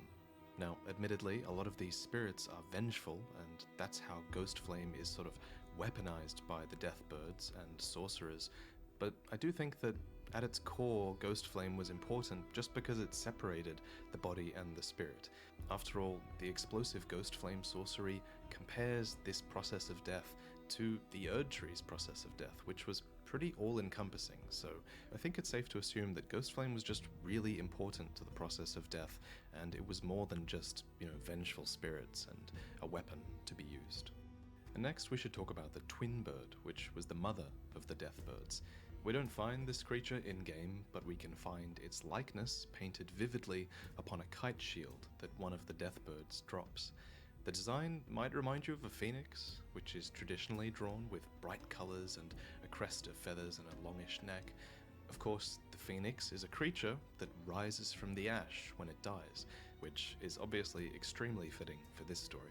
So the kite shield tells us that the twin bird, or this phoenix creature, is said to be the mother of the Deathbirds. But not only that, it's also called the envoy of an outer god. An outer god. We can kind of compare the twin bird to the two fingers, then, who are also envoys to an outer god. They are envoys to the greater will, and similarly, I assume the twin bird probably communes with some outer god of death. And while we're definitely left wondering what greater purpose this outer god So might there's like more than one influence of an outer god that's like present in the lands between. have, the mere fact that it exists lends a lot of significance to the twin bird and its deathbirds as well. A variation on the deathbird is the death right bird, which is an alternate boss, and it's a far more threatening foe, as it actually seems to use power that it's gained from certain spirits and ghost flame. And if you look really closely at its ethereal wings, you might even spy little spirits lurking within. And when I saw these, I was really excited because I recognized the weapon they're using, and the weapon explains who they are. They're holding a little death ritual spear, and that item reads, "The priests became the guardians of the birds through the rite of death, which is a part of their contract for a far-off resurrection." So deathbirds have a lot to do with sacrificial rites. They don't just attend to the ghost flame, they also deliver death, and they also perform rites of death. So we can assume that these priests were sacrificed in a rite of death so that they could lend a sort of spiritual strength to the deathbirds. But Kind of hard to die though if the eternal death isn't no longer a factor. we're still left wondering about the nature of their Which I guess contract is why with the they lost their Deathbirds, which purpose. promises a far-off resurrection for them. What agreement did these priests come to with the Deathbirds? I wonder what has to happen for their contract to be fulfilled, and how will they even be resurrected? In terms of where the Deathbirds appear, they kind of appear everywhere, and I think that might be a hint that their influence was once present far and wide. And while their importance in the current age is likely quite diminished, they still definitely are relevant in the lands between. In fact, many other enemies actually make reference to them, and some even successfully channel their powers. Even Ghostflame lights the way in catacomb dungeons to this day. But in general, there is a lot of power that can be gained from death in the lands between, which brings us to the ancestral spirit. In the flourishing landscapes, Dude, this was one of my favorite underneath bosses. the lands between, you would have found the bodies of 3 large stags enshrined by the ancestral followers. These warriors, hunters, and shamans believe heavily in the principle that life sprouts from birth, but also from death. I think this principle is sort of represented by horns, because in real life, horns continue to grow throughout the lifespans of animals, with their primary function usually being to convey a social hierarchy. And here, the largest and most influential creature is a giant stag. And in the world of Elden Ring, since life continues after death, it makes sense then that this creature's antlers continue to bud and grow even after its death. We learn this from defeating the regal ancestor spirit and looking at the horn of this fallen king. New growths bud, glowing with light. Thus does new life grow from death, and from death one obtains power. Long-lived beasts like this are worshipped by the ancestral followers, a race of beings who keep their distance from the Erd Tree and are just content to await new buds and new growth. If a being does not show signs of budding horns or new growth, then they are sacrificed with an axe called the Winged Greathorn. Interestingly, the twin blades of this sacrificial axe are called Envoy's Wings, which might be a reference to the twin bird we mentioned earlier, which was also a winged envoy. According to the Horn Charm talismans, the ancestral spirits specifically arise from long-lived beasts, and I think this touches on another commonly repeated theme in Elden Ring, which is that there are benefits to living life to its fullest potential. To quote some more Deathbird items, the Okay, I most don't know how glorious much of end this awaits is those who actually cling tenaciously valuable to life, and it is important to render up a in death terms worth of offering. Those who lived a heroic life were even able to go on and see a what I unique need to version of know. grace in the afterlife, What are the who Godskins? delivered destined deaths to the gods long ago. I kind of like to think of them as a counterbalancing force to the influence of gods, wielding sharp tools for boring and slicing through flesh, and incanting spells that mocked the wrath of the gods. It seems these godskins actually succeeded in hunting many gods, if their name is to be believed. Their robes were made by sewing together patches of smooth skin, and the nobles' robes include subcutaneous fat, which makes them plump and soft. Known for their seven-faced aprons, these nobles are the most ancient apostles, and they're deeply inhuman. Their weapon is not a slicer, but a stitcher, and they wield it with a skill that is unmatched by any lowborn. These beings were elevated to a social class above the lowborn because they served a queen, a Glowmide queen. The black flames they wield are actually channeled from that queen's greatsword, and it was this queen who raised them from birth in the first place, cradling her newborn apostles in godskin cloth, so that they might grow to become the death of the gods. This Glowmide queen was powerful, but what makes her character so important is that she was also an Empyrean, chosen by the Fingers. Now, remember, an Empyrean is a candidate chosen by the Two Fingers to become a god, so like America. America was an Empyrean. despite being such a dark character, the Glowmide Queen was still a valid choice for godhood, and all of this, of course, was before the Rune of Death had been removed from the Elden Ring, and it was from this Rune of Death that the Black Flame originally got its power. We only know of one other Empyrean alive at this time, and that would have been Queen Marika. Naturally, at some point, Marika and the Glowmide Queen clashed.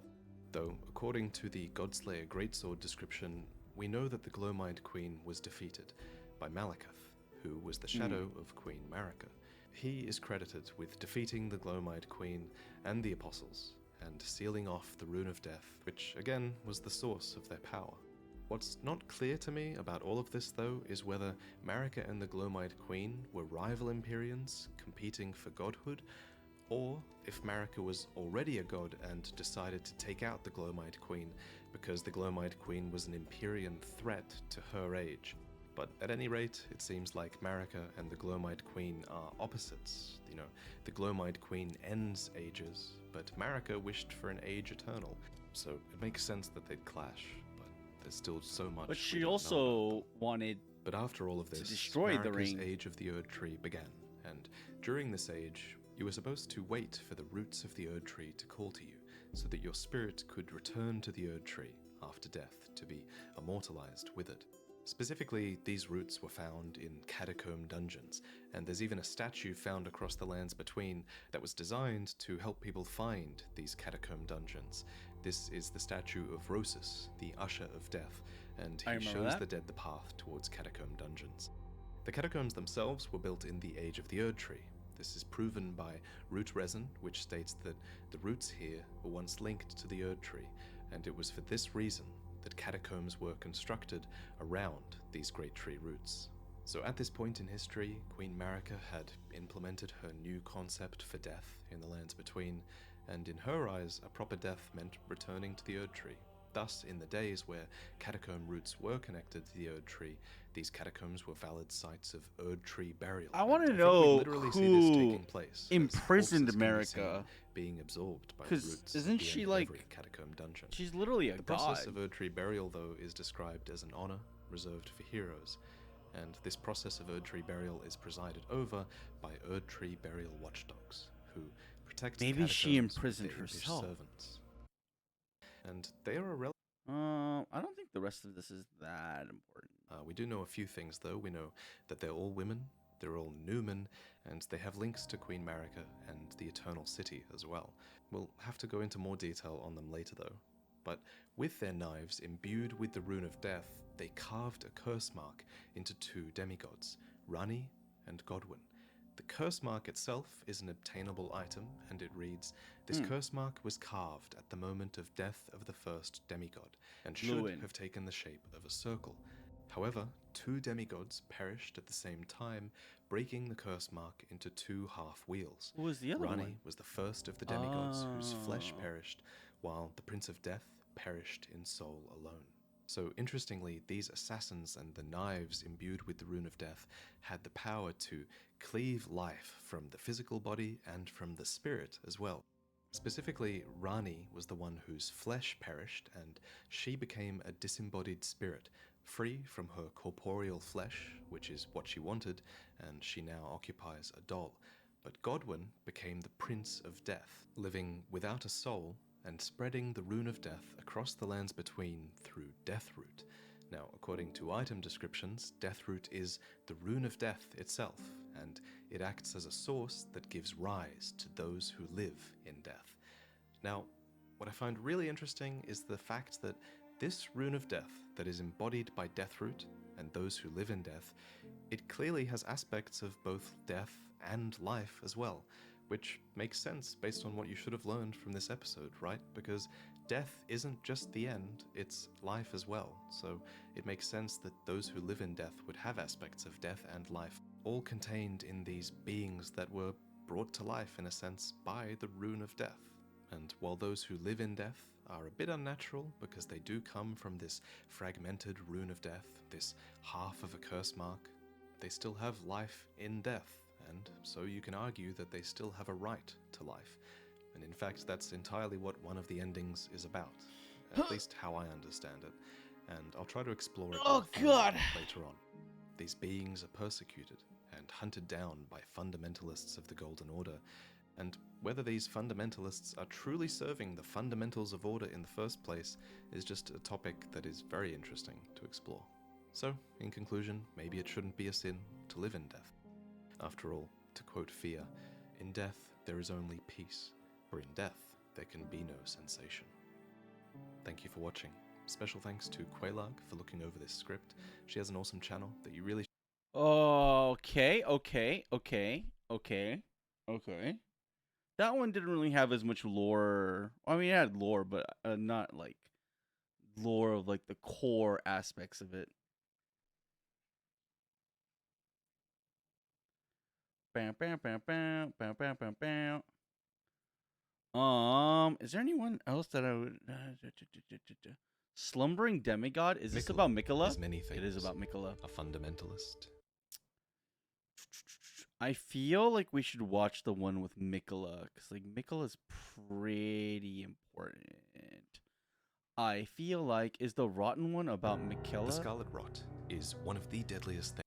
They vowed to fight alongside Melania despite the inevitable, if gradual, putrefaction of their flesh. And it was this fact that made these warriors so fierce, for they had basically already accepted their... Okay.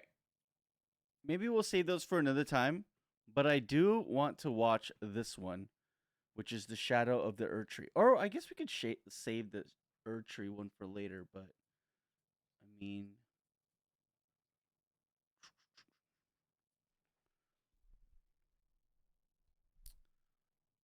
I don't know, Franny, you want to watch the Erdtree one now, or should we watch it later on when like the Erdtree one comes out?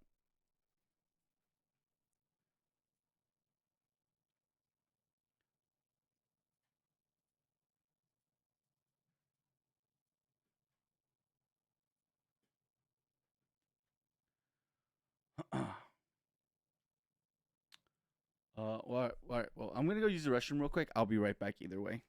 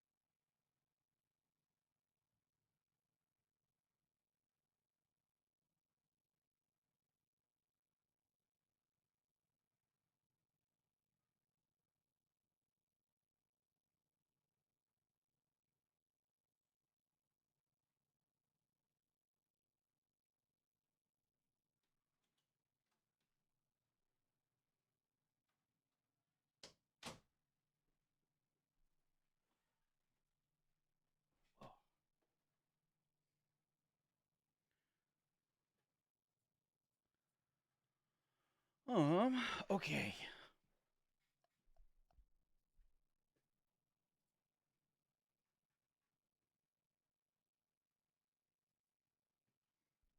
All right. Well, let's just watch this now. It's 40 minutes, but should be Here cool. we Should be are chill. in the shadow of the Erd Tree, possibly one of the greatest trailers I've ever watched, and From Software have clearly pulled out all the stops with this DLC. New armor, weapons, story, locations, enemies, and bosses. And of course, the lore tidbits were enough to send all of us into a frenzy, with massive implications for potential storylines. Is that Renala? Even in this 3-minute trailer, there is plenty to discuss from a lore perspective, and so I present to you my trailer breakdown. I won't be doing a frame-by-frame analysis, rather I want to give you my thoughts on the lore elements of the trailer, speculate, and tie it back to the lore of the base game, which we have of course covered in great detail over the past 2 years on this channel. Ultimately, my aim in this video is to unpack the dialogue, hints and clues regarding the story of Shadow of the Erd Tree, and give you my take on what the broad strokes of the lore may be. We also have some details from the man himself, Miyazaki, via interviews with the likes of Famitsu and IGN, which helps clarify some of the more ambiguous elements of the trailer, and there are some really massive lore bombshells in these, so I will be referencing these where relevant. So join me this week as we dive into the lands of Shadow and we begin to speculate on the new upcoming lore. I think a good place to start is actually with the official text, the flavor text, from Bandai Namco's website about the DLC, and it reads the following. The Land of Shadow, a place obscured by the Erd Tree, where the goddess Marika first set foot. A land purged in an unsung battle, set ablaze by Mesmer's flame. It was to this land that Miquella departed, divesting himself of his flesh, his strength, his lineage, of all things golden, and now Miquella awaits the return of his promised lord. So many interesting lore implications here. The idea that this is the land where Marika first set foot, that it is a land obscured by the Erd Tree, and that Miquella has willingly come here by giving up his very flesh. I will refer back to this bit of text. But Miquella got stolen by Moog, I believe, and is now in that cocoon thing, right? That cocoon thing with the arm, that's Miquella. And henceforth, I will just call it the flavor text, so you know what I'm talking about when I say flavor text. The idea that this is the land where Marika first set foot is huge. There are massive lore implications from a Famitsu article that imply that this is actually the land where it all began, where Marika became a god. These of course are some massive plot points, and we will return to Marika shortly, but for now I want to discuss the prospect of Miquella divesting his flesh and coming here on purpose. We do hear bits of this throughout the trailer as well in dialogues, but it's nice to get this overview from the flavor text. So this new region is called the Land of Shadow, clearly an alternate realm, one that has been devastated by the Erd Tree's arrival, disconnected from the lands between, and living in the shadow of the Erd Tree instead of under its grace, like the lands between. All the information we have points to the fact that this is not a dream world, like many guessed when that concept art was released a year ago. Indeed, this seems to be confirmed by Miyazaki himself, who says the following in an interview with IGN. First of all, the setting of Shadow of the Erd Tree is a brand new land. What's up, It's Granny? a brand new map separate from the lands between. It is a land that is overshadowed by the particular shadow of the Erd Tree as opposed to the Erd Tree in the lands between, and it takes place again on an entirely separate, physically separate map, so it will involve a warp gate of sorts to get there. Wait, what? It is what? It's a land that is overshadowed by the particular shadow of the Erd Tree, as opposed to the Erd Tree in the lands between. Okay, so it's the shadow of the Erd Tree that is okay. Okay. Physically separate map, so it will involve a warp gate of sorts to get there. In terms of setting and themes, it technically occupies the same space as the lands between, the same universe, but due to something story related that we won't reveal today, this has become physically disconnected, and you'll I travel to the see. shadow of the Erd Tree. Dorky, what's up, Dorky? What up? What up? What up? Hello, hello, hello. Can you start at the beginning, bro? We're like 2 hours deep into this bullshit. No, I can't start at the beginning. You just been here on time. God damn it. I think the shadow of the Erd Tree is the land. Remember how they were saying remember how they said there was another tree before the Erd Tree came from the Greater Will?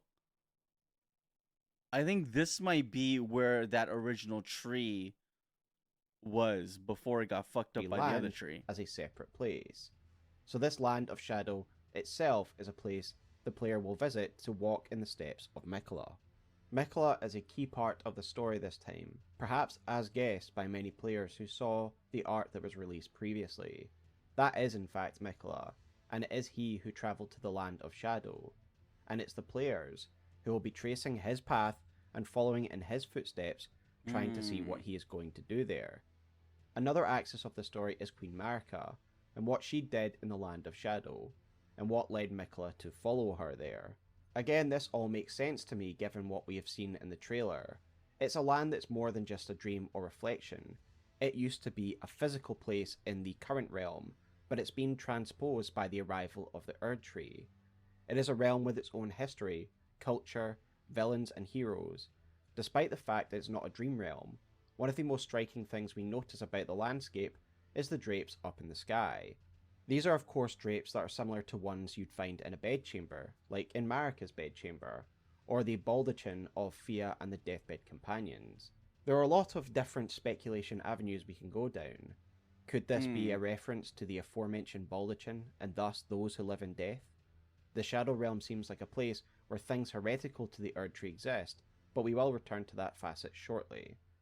Sekiro Dubi put out an interesting theory on Twitter.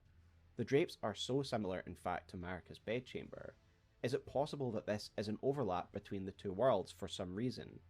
That these are literally the drapes of Marika's bedchamber showing in the sky, present here because it is Marika's will that has separated the Land of Shadows from the lands between. The last scene of the trailer seems to show Miquella in the form that we expect, despite his body's deformities in the lands between. This again brings me back to the flavor text that we looked at the beginning of the video, where it states that Miquella gave up his flesh to come here. This means that the physical self of him in the lands between is disconnected from this new manifestation of him that we can find in the lands of shadows. This means there is some spatial or temporal disconnect from the main world. If Miquella has given up his flesh to come here, and yet we see him restored in this realm, it reinforces what Miyazaki said about this place's relation to the real world or the lands between, that it is disconnected, and thus the effects on Miquella's body that happened in the lands between are not relevant here as he is manifested in a completely different realm. With all that said, it brings me back to another aspect of the trailer that a few of us have noticed, that there seem to be a few references to Centrina. Many of us, including myself, have theorized that Centrina is an alternate ego or personality of Miquella. We see a character using Another what seems one? to be a Centrina spell, but more importantly, Quailag made an important observation. There seems to be a character that is asleep among what looks like Centrina's lilies. Now, given Centrina's association with sleep, I think this still is very much a reference to Centrina. I think Quailag's analysis is spot on here. Perhaps we will see the restoration. Wait, Centrina. Wait, who the fuck was Centrina? Centrina was. What? Elden Ring Centrina. Am I not spelling it right? Oh, Saint Trina.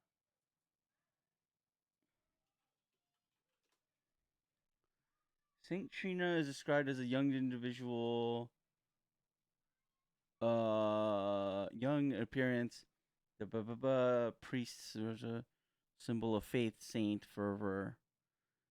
There are several in-game hints that Saint Trina may be connected to Miquella. Okay, that makes sense. Are typically characterized as children. Okay. Okay, makes sense. Makes sense. of the deleted dream NPC. There's so much sent to your lore, quest bro. line. You like miss like the most important lore. Okay, I can give you like a short, brief summary. Um, okay, well, okay. How am I gonna do this? So there are gods, right? There exist gods that live beyond the scope of what we saw in game. Um, these gods like to control or like to influence like people and creatures, and because of that, one of them sent the Elden Beast, which is like the final boss that we fight, to the lands between. This guy. And this ends up becoming the Elden Ring, kind of. It's like the greater will. That's what they call the gods. Sent a golden star bearing a beast to the lands between, which will later then become the Elden Ring. The greater will also then sends these, or like creates like the two fingers, which are like creatures that like basically talk to the greater will and are then translated by like the old witches, and so like that's how they kind of commune. And then more importantly, the greater will also needed like a champion to do its like bidding, and that's where Queen America comes in. She was chosen as to become God herself, basically, by the greater God thing. And so then she becomes the one that like rules over the land or whatever. And then from there, that's where and then also the tree, like the big gold tree, is also part of the greater will's, like stronghold over the land or whatever. Then there are like factions that oppose the Golden Order, quote unquote. And then America, for whatever reason, decided to steal Destined Death, which is basically just another word for like death. She basically removed death from the world and gave it to her wolf companion Malekith to hold, and like he becomes like the bearer of whatever. She gets married to Godwyn, who's the dude with like the lion thing. They have a couple kids. After the war is over, Godwyn loses his purpose of fighting and then leaves. And then like okay, dude, there's just so much fucking information. How about we just rewatch the first video? Either way, the drapes in the sky could be reflective of St. Trina's After this video. to sleep. There's just so much information. The opening portion of the trailer is about Mikla. The first shots we see in the trailer are, of course, of Mikla's cocoon. And then there's like the leader of the army who like meets like this, like she's like the Queen of the Moon, basically, which is like a faction that opposes the Golden Order. But then they end up falling in love in battle, and then they get married, and then they have a couple kids. But then once Godwyn leaves, Radon, which is his name, leaves the Moon Queen to be with America because, obviously she's more clouded than the Moon Queen. And then they have their own kids, and then it ends up being that the America and Radon are actually not Radon. I forget his name. They're actually the same person. So they like have kids with each other, and they're also like married to each other, but they're actually one and the same. So like she is having kids with themselves, kind of thing. Found in Mogwyn Palace. There's also an opening monologue from an unseen NPC that talks about Mikla's intentions. It was a lot. Pure I mean, I get it. radiant. It was a lot. Wields love to shrive clean the hearts of This is men. one of their kids. There is nothing more terrifying This This one right here, seems to line Mikola. up with how Mikola is perceived in the base game. He is pure and sincere in his intentions to make a better Mikola's world chill though. without the dogma of the Erdtree Order.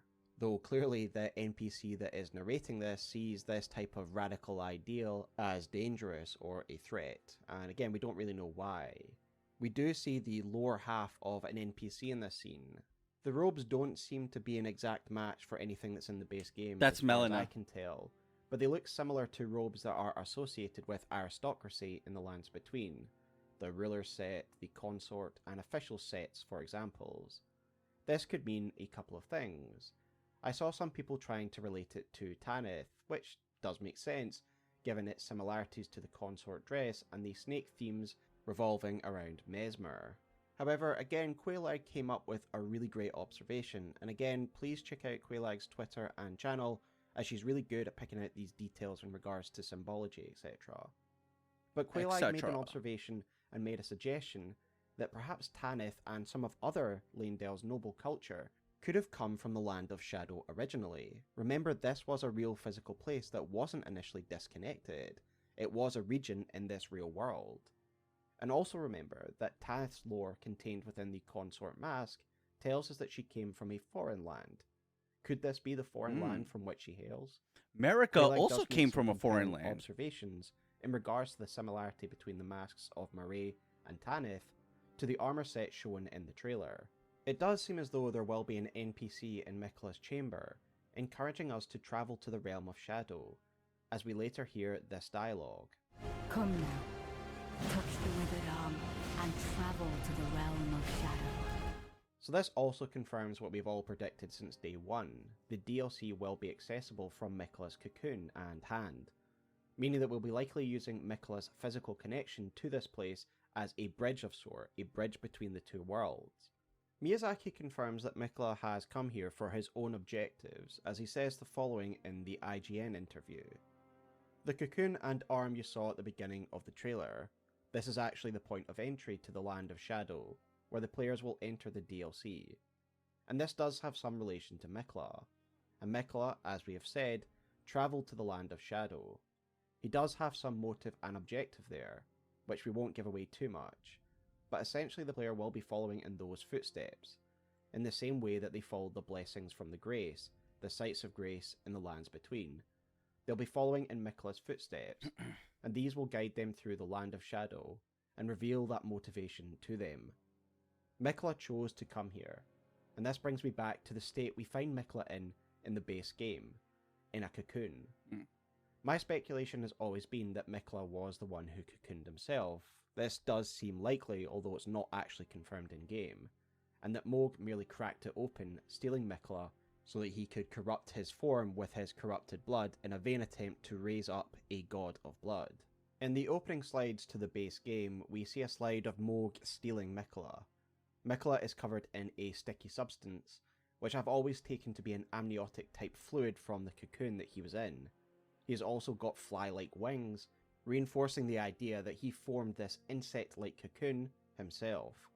It would also fit perfectly into the wall of the Halig tree, and given the Mikola-esque form that has appeared in the wall of the tree surrounding this hole, I believe it's almost a certainty that this is where Mikola's cocoon was embedded.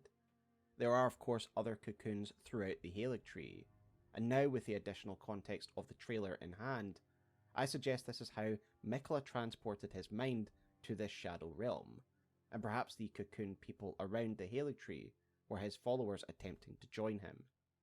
Miyazaki alludes to Mikola's purpose here, but what could it actually be? Well, we do know a decent amount about Mikola's motivations from the base game. We know that he was interested in finding a cure for his sister's afflictions, thanks to the description of Radagon's Rings of Light, implying strongly that this was the reason he initially helped his father develop Golden Order fundamentalism miracles. He was plumbing its depths for a cure to his sister's affliction. The description of Mikola's unalloyed gold needle further emphasizes Mikola's desire to rid the world of the meddling of the outer gods, like the outer god of rot who afflicted his sister.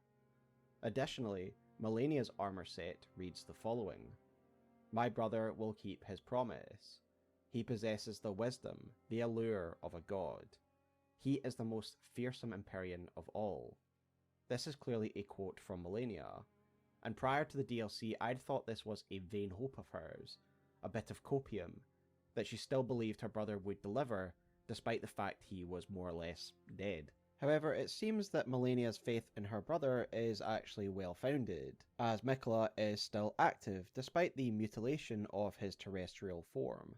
And perhaps Melania knows full well about his journey to the Shadowlands and his aim in doing so, and so I actually... mean, Ronnie is a perfect example of having your physical body messed up, but, you know, having a corporeal form that can still affect the lands and everything. Ronnie is the blue chick. State of his physical Also form is a daughter. not really a concern to her. Daughter of... Given Mikola's conviction in making a purer, What the hell unalloyed was her name? world, Renala? free from the meddling of outer gods, could we not assume that his journey here is to achieve his vision of a better, purer world? The opening dialogue of the DLC trailer again seems to align with what we know of Mikola, that he wants to purify everything. Perhaps in unifying the Shadow Realm with the Erdtree Realm, or by purifying the Shadowlands, Mikola will be fixing something that's broken, some corruption, when the Lands of Shadow were disconnected by the Erdtree. The end of the trailer does seem to show Mikola purifying or casting some magic on this twisted version of the tree, but I guess ultimately we will see what his aim is here. There are a couple of Mikola details I wanted to discuss before we move on. Firstly, there appears to be a great rune at one point. Given the association the DLC clearly has to Mikola, it is most likely his. Indeed, it does have a similar composition to his sister, and as we know from the description of Mohg's Great Rune, familial ties can affect the shape of the runes. I've no real further points about this rune other than it would be interesting if the possession of this rune would have an effect on a new ending to the game, or even if it has a role to play in the story of the DLC. There's something else that is interesting in the initial text, the flavor text that we looked at before. It says that now Mikola awaits the return of his promised lord. What does this mean? I do think there will now be a Mikola ending, a unalloyed, purified ending, an ending that will line up with his vision of a purified world, where we will become his lord in order to champion this. In many of my Elden Ring lore videos, I've talked about the composition of the ruling body of each new order. There is always a god, and there is always a lord. Placidusax was the lord in the age before the Erdtree. He was the lord to another god. Godfrey was lord to Marika, as later was Radagon. There's always a lord and a god. For example, Mohg wants to be the Lord of Blood, and wants Mikola to be his god. Does this mean that Mikola will become the new god? He is after all an Empyrean, and Empyreans are candidates for godhood. Will he become the new god of a new age, and we will become his lord? That would be an incredible ending, and I really hope we see that. So to try and understand That'd be Mikola's cool. aim in being here and the scope of the DLC, it's time to talk about the Land of Shadows a bit more. But my synopsis about them is this. Marika is the one who devastated these lands and its original culture. It is now disconnected from the main world because of the gestation of the Erdtree, and ultimately it's now become a dumping ground for things that should live in the shadow of the Erdtree, things heretical, and it's ruled over by Mesmer, another of her demigod children, but don't worry, we will unpack all that shortly. There's an interesting text from the Bandai Namco website, which reads the following. Guided by Mikola, players embark on a new adventure in the Land of Shadow, a world full of dark secrets hidden behind the prosperity of the Golden Order brought upon by Marika. The wording here very much suggests that Marika has used the Lands of Shadow for some reason, to make the world of Grace more prosperous somehow, to the detriment of these lands, of course. Furthermore, if we once again return to that initial Bandai Namco flavor text, it suggests that this Land of Shadow is where Marika herself first set foot. These lands were where it all began. Even more exhilarating is this incredible quote from Famitsu, from their interview with Miyazaki, which reads the following translated. In fact, the Land of Shadows is the place where Marika became a god, and the Golden Tree was born. Naturally, there was a culture that existed before the Golden Tree, and the line dance character is derived from that culture. We'll come back to the line dance character, but this is where Marika's story begins, and this is the land where the Erdtree and the Golden Order was born. Massive. So I do think no the Land doubt of the Shadows twisted is tree where we see the in first skyline tree will have something to do with the Erdtree's gestation. was at. The flavor text also says that the Land of So remember, Shadows there was this, are lands in the that are first video they said that there was another tree that like governed the world, and the golden Erd tree was like a parasite that basically took it over. obscured by the Erdtree, again reinforcing the fact that Marika and the Erdtree are responsible for its current state, its purpose, and why it's now disconnected physically from the lands between. There's also a relevant quote from the IGN interview with Miyazaki, where Miyazaki said the following: "Another axis to the story is Queen Marika and what she did in the Land of Shadow, and what led Miquella to follow her there. So Marika did something here. She did something to establish the Golden Order, create the Erdtree, all resulting in the current relationship and state of the world that we have now. We have the lands between on one side, and we have this Land of Shadow on the other side, that is disconnected, living in the shadow of the Erdtree, obscured by it, removed from the real world by the Erdtree. Something massive happened here. And Miquella has come here, likely, to undo Marika's actions." Melania has always been right about Miquella. He truly is the most fearsome Empyrean of all. But cycling once again back to that flavor text, we do get a little bit of the history of the Lands of Shadow. There is an unsung war that is mentioned. What is this war? Well, thankfully, Miyazaki once again offers some interesting insights via the IGN interview, where he spoke of the metal fire Wickerman enemy that you see in the game, and he said the following of this particular enemy. "Okay, so this giant basket of flame, as you so eloquently put it, Mitchell, was a terrible weapon you used in a war, occurred in the Land of Shadow, basically. So again, without saying too much, we can't give away the name just yet officially, but yes, it was a really gruesome weapon that was used, and the kindling you see is actually the remains of bodies that were put in there to burn. Presumably, Miyazaki can't release the name of this enemy because it has some story significance that we'll all immediately get. Perhaps it's a weapon that's fueled by the bodies of the Tarnished, given that they can't truly die. Or perhaps it names the race and culture that used to live here, and Miyazaki doesn't want to reveal that yet, given it's using the burned bodies of the fallen. Perhaps it's the bodies of those that have been defeated. It could and it would be name that culture, and he just doesn't want us to know that yet. The Newman people. This particular enemy then was used as a weapon in this war. A war so terrible that it is literally formed of hundreds of bodies that are being burned. An NPC from the trailer comments on the war, talking about the people who were on the losing side of it, as she says, "They were never saints. They just happened to be on the losing side of a war." Was this war part of Marika's conquest that we learn about, and was actually the very first of them? Was there a society here that was once opposed to the rule of the Erdtree and Marika? We can only imagine what terrible act Marika must have done to form the Erdtree and leave the Land of Shadows in this state. So no wonder the people that lived here would have opposed her. Indeed, we previously looked at the quote from Famitsu, and it confirms that there was a culture here. Who the hell is Mesmer? The main focus of my attention in this trailer was of course Mesmer the Impaler, so named by the collector's edition and helmet that's been sold. Clearly the antagonist and probably final boss to this new expansion. There's a lot to unpack here with his visual design alone. Let me guess. So He's let's just another jump brother. right in and start unpacking his lore. I want to start with some of his dialogue, which is rather revealing, as he says, "Mother, wouldst thou truly lordship sanction in one so bereft of light?" Mesmer refers to his mother here, and questions why Of she would course. put the Tarnished on the throne. To me, this mother can be none other than Marika herself. Marika is of course relevant to this DLC, and Marika, as I've discussed in numerous lore videos, has had a hand in guiding the Tarnished to take the throne, and this therefore would make sense of this dialogue.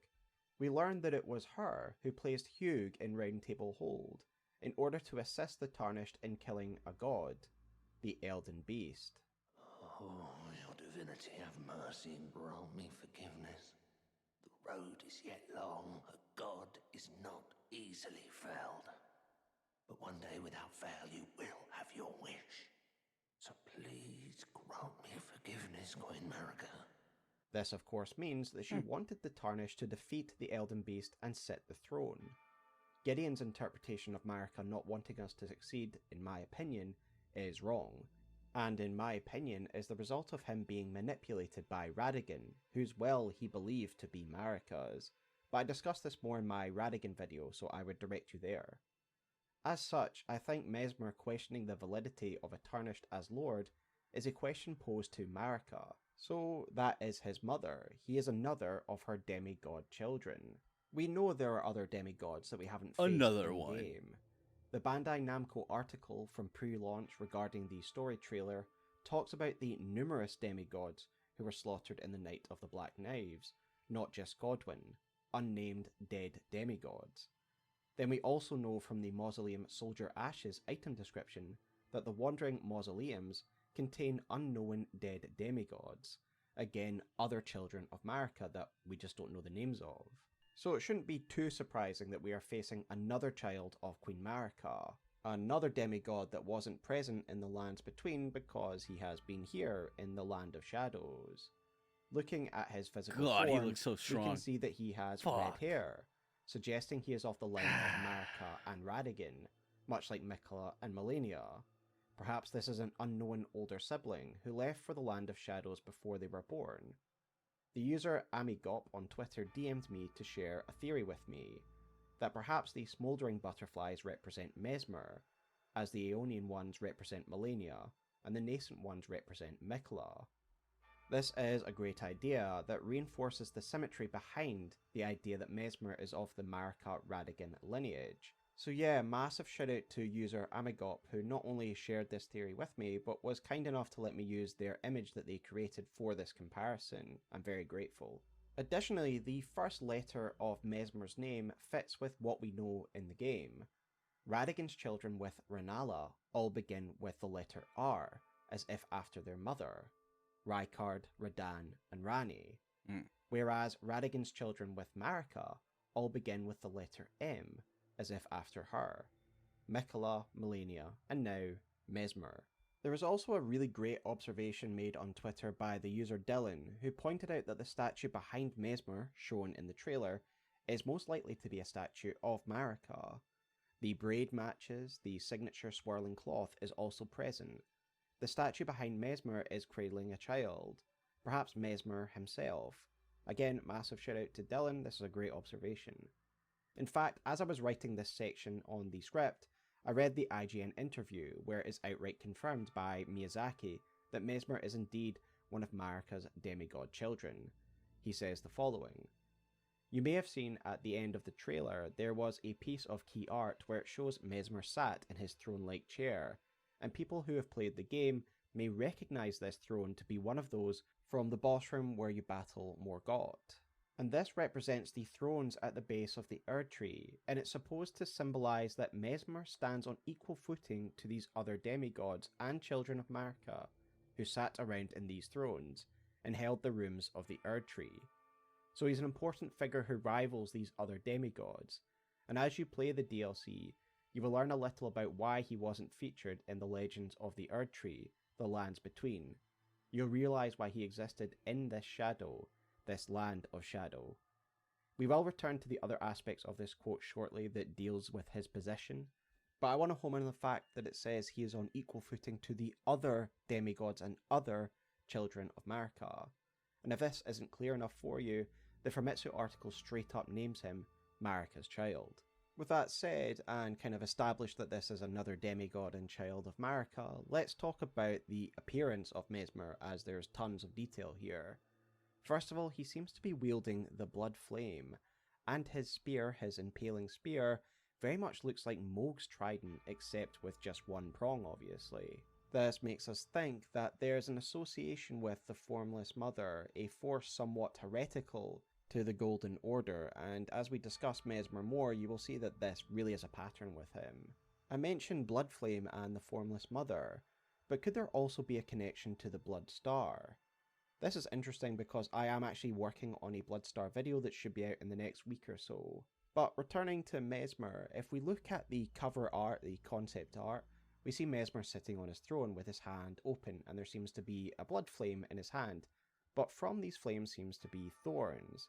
This makes us think of the sorceries of the guilty and that associated with the Blood Star.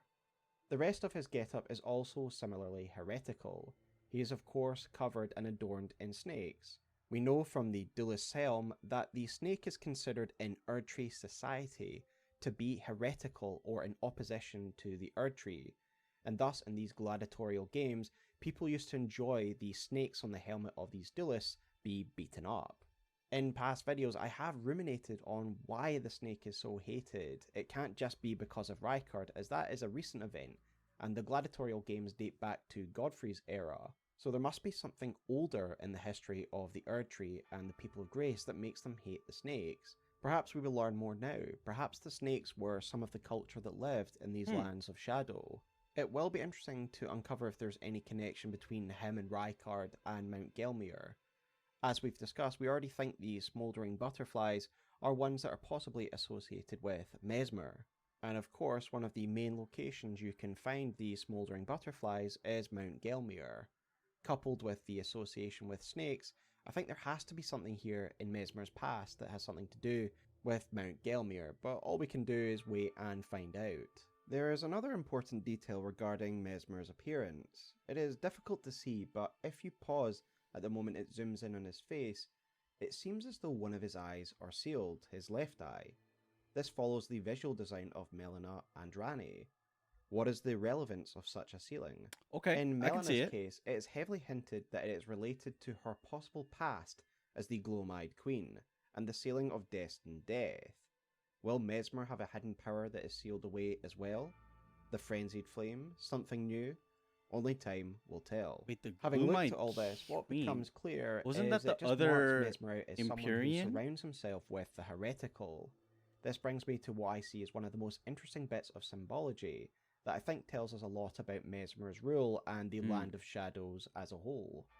Miyazaki stated that while the lands between are basically lit up by the radiance of the Erdtree, this realm is the opposite. This is a realm that lives in the shadow of the Erdtree and is heterodox to the order of grace that exists.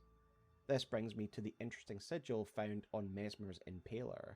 There is two half circles in versions of one another, and to me it immediately means one thing: as above, so below. Again, whether this is literally an inverted shadow realm that exists underneath the real world, like an inverted shadow, or has some other kind of relationship or makeup, remains to be seen. But to me, this symbol found on his impaler perfectly represents the idea that this is the shadow realm of the Erdtree, or at least that's what it's become since the Erdtree was gestated. This brings us to another interesting detail that is shown by the collector's edition of all things. On the image for the Mesmer collector's statue, and boy, what a statue, we can see he wears a sigil on the back of his cloak, like most of the demigods who have their own house sigil.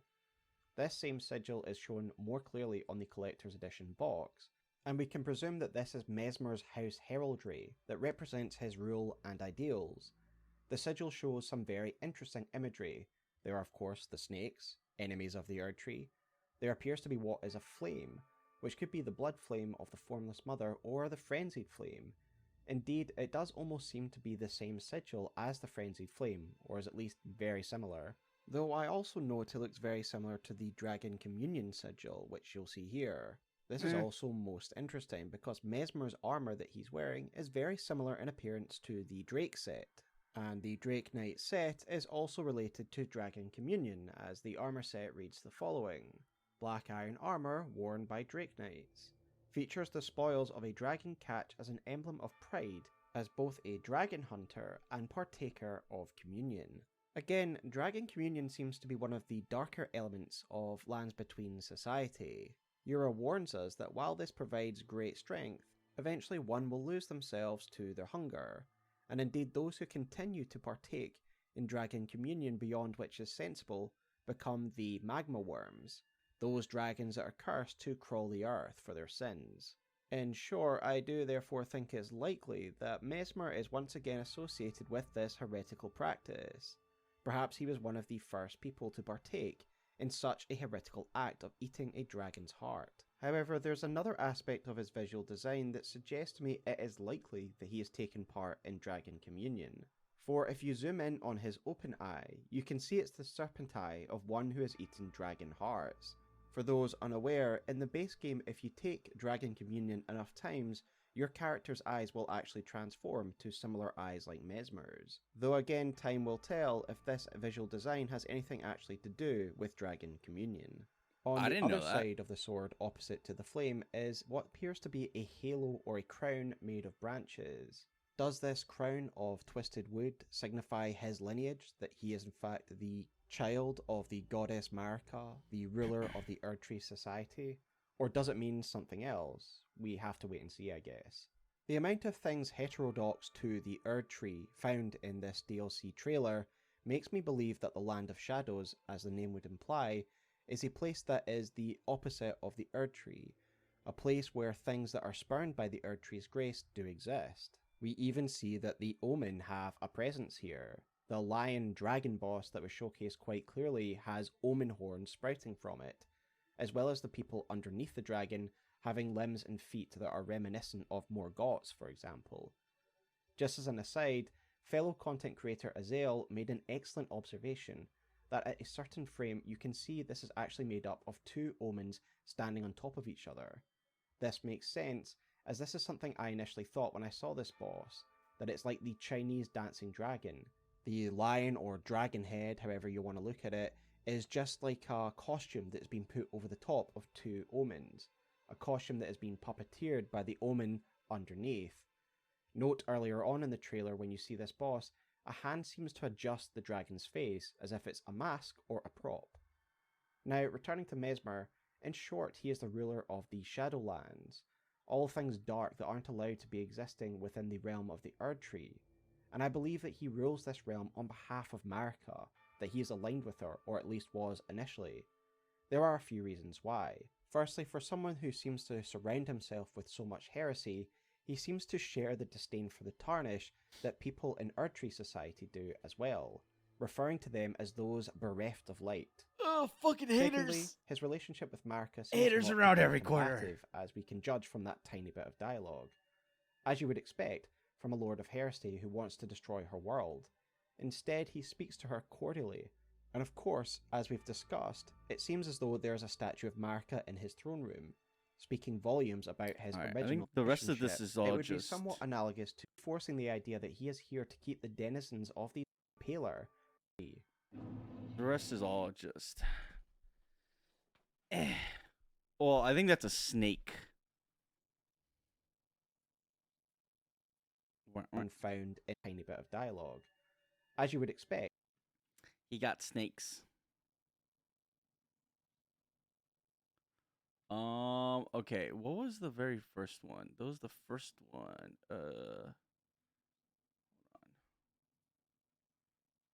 Hold on.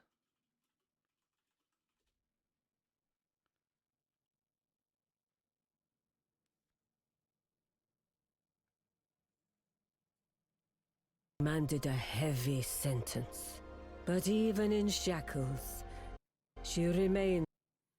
Okay, this is, I think, if you want to know the lore of it, this is the most important video. And you know, it's only 20 minutes long. We can watch it again. Our story doesn't begin in the lands between. It begins in the cosmos, far away, with an outer god called the Greater. So that's a god. So the lands between is the land that we're gonna play in Elden Ring. That's what it's called, the land between. And then there's an outer god called the Greater Will. There are a lot of outer gods mentioned in Elden Ring. You can think of these kind of like the great ones of Bloodborne. They're distant beings, they're all-powerful, and they're quite unknowable by design.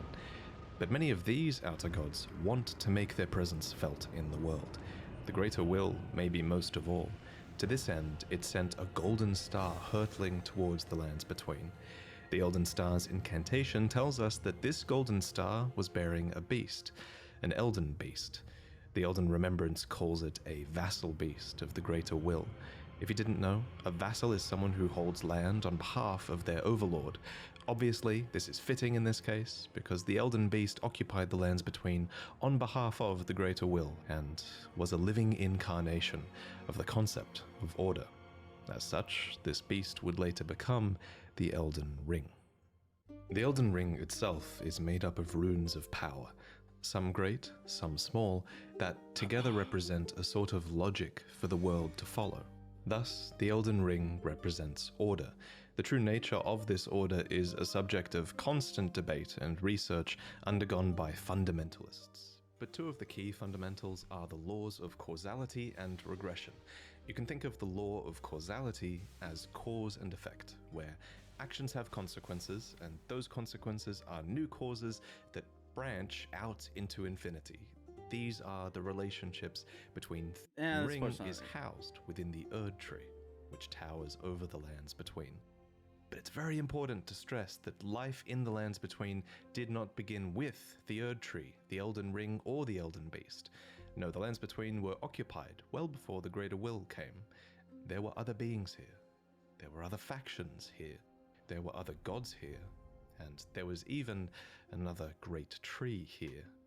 And I think that this tree, the other great tree, I think might be in the Shadowlands tree.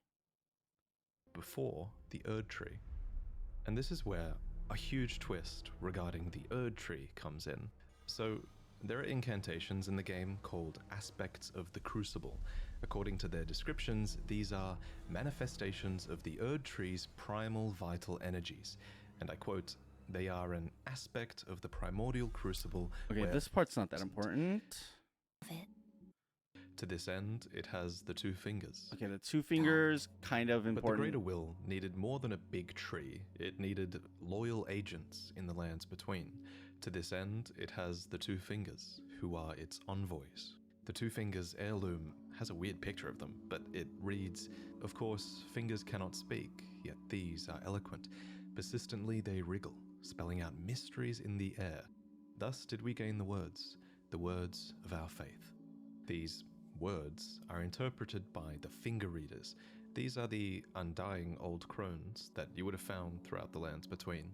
They pass down the wisdom of the two fingers, or at least they used to. Your fingers, please, your So the fingers. fingers are I basically can read the them. Greater Will's Most way of of them communicating. appear to have lost their purpose, and they're desperate to read your fingers and tell you annoying riddles, since their two fingers are likely dead. And yes, of course, there are multiple sets of two fingers. You would have found their corpses on the tops of the divine towers. That the two fingers clearly have more than just influence. They have real power on some level. The Greater Will needs these powers. Okay, now we get to Marika. God. Introducing Marika. Never managed to wait. So the Greater Will needs a physical manifestation of order. It needs envoys to convey its will, but what it also needs is a god. Introducing Marika. That's where Marika comes in. I have this utterly enormous mind map of Elden Ring's lore, and there's a reason she's at the center. She's essentially the equivalent of Gwyn from Dark Souls, except unlike Gwyn, Marika didn't just crawl out of the dark and find power. To an extent, it seems like she earned it. We don't know much about her origins, except that she is of the Numen race, which is actually an origin that you can choose in the character selection screen. Numen come from outside the lands between, and are supposed descendants of denizens of another world.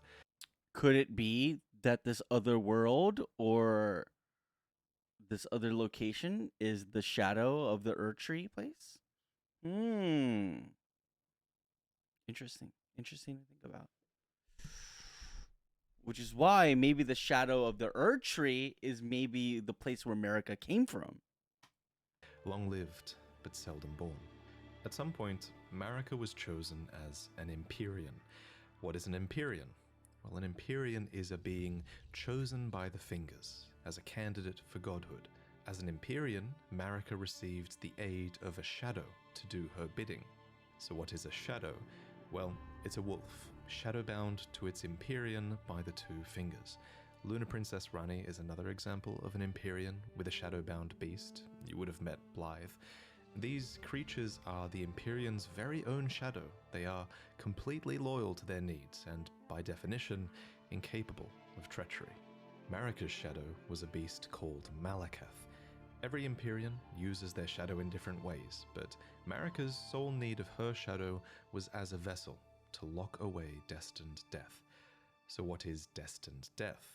Well, according to Enya, it's the rune of death. The rune of death goes by two names. The other is destined death.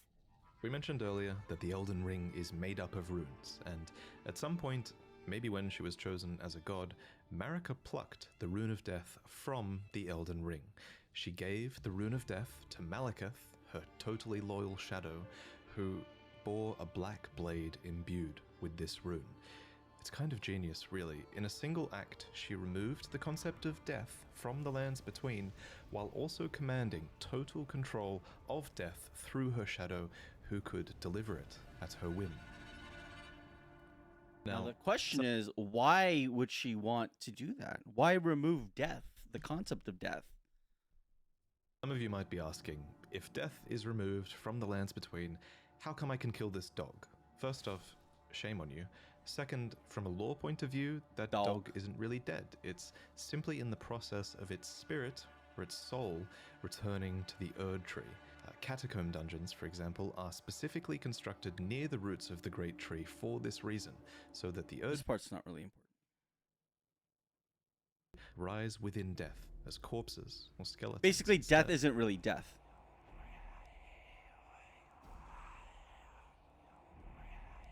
So this was the new order, and it's important to stress that it was in this moment, when the rune of death was removed, when destined death was taken, this is when order became the Golden Order. The forbidden shadow plucked from the Golden Order upon its creation. Specifically, this was Marika's Golden Order. So not only did she become a god and a vessel for the Elden Ring, she became renowned as Marika the Eternal for her removal of destined death. It was a huge part of her character and her reign as well. However, Marika had more than just death to conquer. She had wars to fight. She got the world was occupied by many forces that could threaten her Golden Order. There was war with the Stormlord, who likely ruled over Stormvale. And there was a war with the Giants, who were masters of a flame that could burn the Erd Tree. There was war with the ancient dragons, who incidentally had stones that could twist time and thus slay a god. And finally, there was war brewing with the Carrion royalty, who had previously obeyed laws which contravened the Golden Order. Thus, sort of similar to how the Greater Will needed an Empyrean to enforce its will, Marika herself needed someone to wage war. So, there was to be a husband, a consort, an Elden Lord. The man chosen was Hoarah, a ferocious warrior who became known as the Lord of the Battlefield. His crown was warranted with strength, and while it was for this strength that Marika married him, he was also required to take a vow to conduct himself as a lord, to suppress the ceaseless lust for battle that raged within. So this is Hoarah Husbando number took the one? Beast Regent Sarosh upon his back. You'll notice this is another example of a beast being given for the purpose of serving order. Thus, in this moment, he went from being Hoarah, warrior, to Godfrey, the first Elden Lord, consort to Queen Marika, and a certified demigod. Godfrey and Marika had 3 demigod children together.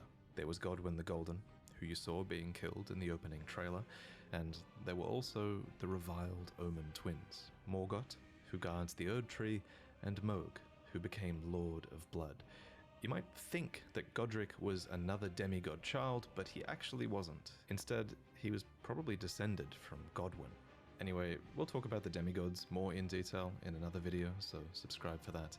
But for now, just know that Godfrey and his offspring were the first demigods, henceforth known as the Golden Lineage. In his wars, Godfrey led his 16 Crucible Knights into battle, who were named so for they fought with the primordial powers of the Erd Tree. Their incantations were aspects of the Crucible itself, and they likely fought giants, dragons, the Stormlord, and more to usher in their age, the age of the Erd Tree. In Marika's own words, hark, brave warriors. Hark, my lord Godfrey. We commend your deeds. Guidance hath delivered ye through each ordeal to the place ye stand. Put the giants to the sword and confine the flame atop the mount. Let a new epoch begin, an epoch glistening All right, where do we with get life. to? Tree. The tree bestowed blessings. For example, the dew that dropped from the hero could receive. One by one, the previous factions of the world fell. The giants were put to the sword, and their fell god was killed by Marika herself. The ancient dragons broke down the walls of Leyndell, but met fierce retaliation. However, I think the House of the Erd Tree encountered the most trouble against the land to their southwest, Leonia. Here, the House of the Moon repelled their offensives time and time again. And I mean that literally, because there was not just one, but two wars fought here, and in both of these, there was no victory for the Golden, nor for the Moon. And I suspect it was probably because of these lobsters. These damn things can snipe you from like a mile away, and it's bullshit. Actually, it was probably because of the Carrier Knights, who, according to their weapons, were able to wield sorcerous battle skills, and despite numbering fewer than 20, this power made them a match for even the champions Basically, they're of gold sorcerers. in battle. Magic. These enchanted knights were anointed by the Lunar Queen, a young astrologer who went on to Renala. establish the Now, House she's of important. Caria as royalty in this land. With her bewitching lunar magic, she won over the Academy of Raya Lucaria, where glintstone sorcery was studied, and united the Carian royal family and the learned scholars of Raya Lucaria defended their home from the golden aggressors. At the head of this great golden army was Radagon. Lord Radagon was a great champion, possessed of flowing red locks. He came to these lands at the head of a great golden host when he met Lady Renala in battle. These two champions clashed, fell in love, and joined Fell their in houses. love. Radagon once cleansed himself with celestial dew, repented his territorial aggressions, and swore his love to Renala. So we have Team Moon with Renala, and then we have Team Golden Order, where Marika is at the top. Godwyn is her husband, and then we have Radagon, who is like the leader of the forces that were in charge of fighting Team Moon.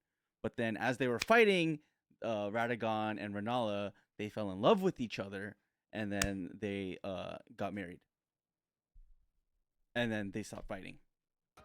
The order of the Erd Tree and the fate of the moon were conjoined, and all the wounds of war forgiven. You might think it strange that the Greater Will would permit this union, but it's not too odd, all things considered. Basically, As with Romeo and most From Juliet. Software Yeah. games, sorcery and faith are just two sides Except of the it's same chill coin, that they're and together. Both of these powers stem from the cosmos. Radagon and Renala were known to have 3 children together. Lunar Princess Rani, who inherited her mother's propensity for lunar magic. Rani.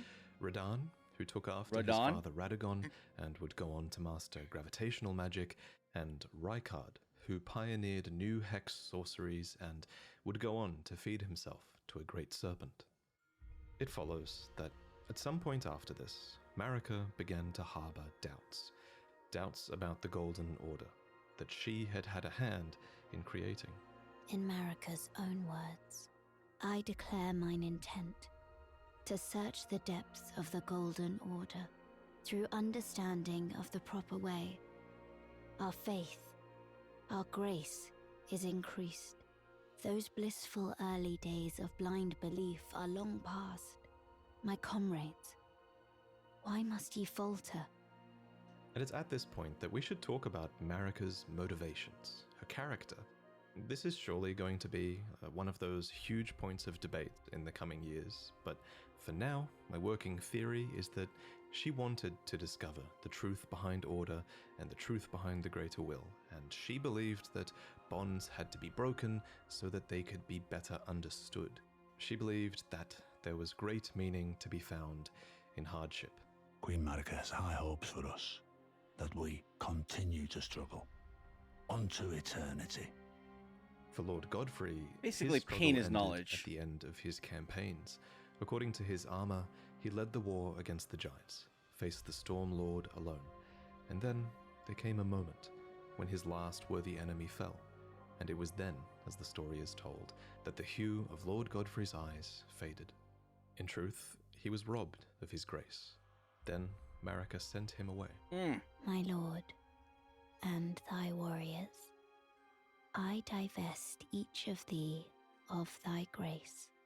With thine eyes dimmed, ye will be driven from the lands between.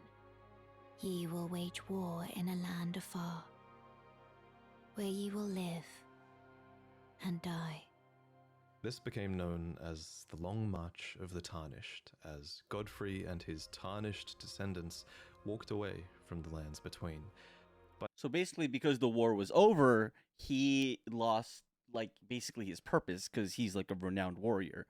If anything, the greatest warrior of the lands. And so because of that, him and Marika broke, like, you know, she didn't need him anymore, basically. Because she only really needed him to be basically the captain or the general for the war. But Queen Marika absolutely had a plan here, that Lord Godfrey and his descendants would one day return stronger, having struggled outside of grace. Then, after thy death, I will give back what I once claimed, return to the lands between, wage war, and brandish the Elden Ring, grow strong in the face of death. Warriors of my lord, Lord Godfrey. Soon after, she found a new husband. That's interesting, though, because, like, it's like, okay, so then she sent them away, but then she sent them away, I guess, to become stronger, eventually to come back. Maybe because she knew what was going to happen with the shattering. So it wasn't necessarily like out of punishment that she sent them away. It was just more of like a. It was more so like a go build yourself up, and then come back kind of a thing. Either that Anyways, or a new husband was found for her. This When is where Godfrey, first Elden Lord, shit was gets hounded crazy. from the lands between, Radagon left Rennala to return to the Erdtree capital, becoming Queen Marika's second husband and king consort, taking the title of second. So Radagon and Moon Lady, right? They're chummy. They're in love, but once Marika, the God Queen, releases her husband, Radagon leaves the Moon Lady to get with Marika, and becomes a king consort. Kind of fucked up. He's a clout chaser, basically. He's a clout chaser. Elden Lord.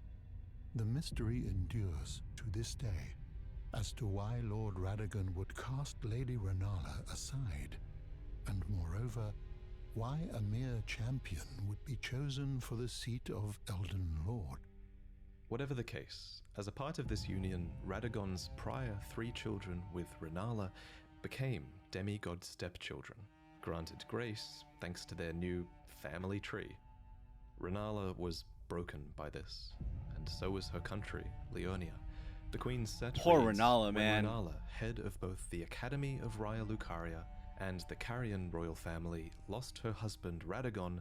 Her heart went along with him, and then those at the Academy realized that Rennala was no champion after all.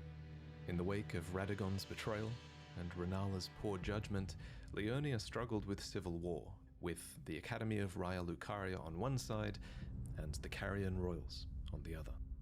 And it's here, during the age of the Erdtree, that Lunar Princess Rani, daughter of Rennala and Radagon, stole a fragment of the Rune of Death. It happened during the golden age of the Erdtree, long before the shattering of the Elden Ring. Someone stole a fragment of the Rune of Death from Malekith, the Black Blade.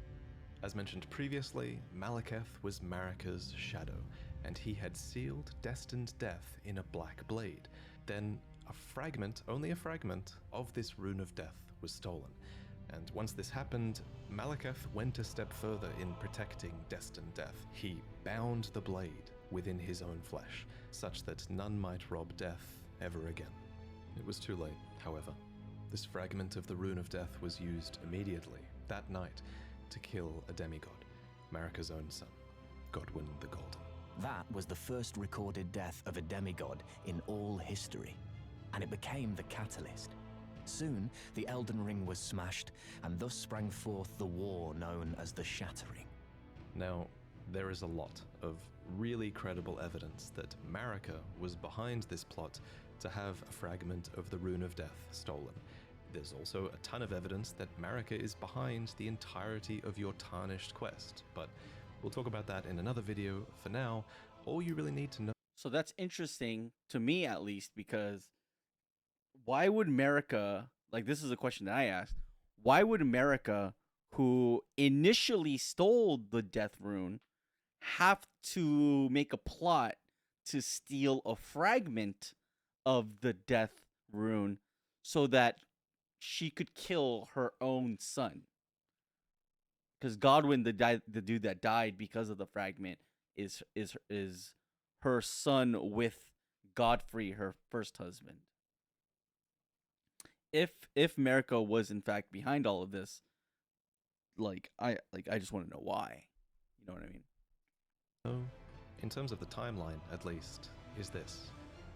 After the marriage of Marika and Radagon, and after a fragment of the Rune of Death was stolen, Marika went on to shatter the Elden Ring, and Radagon attempted to repair it, to no avail.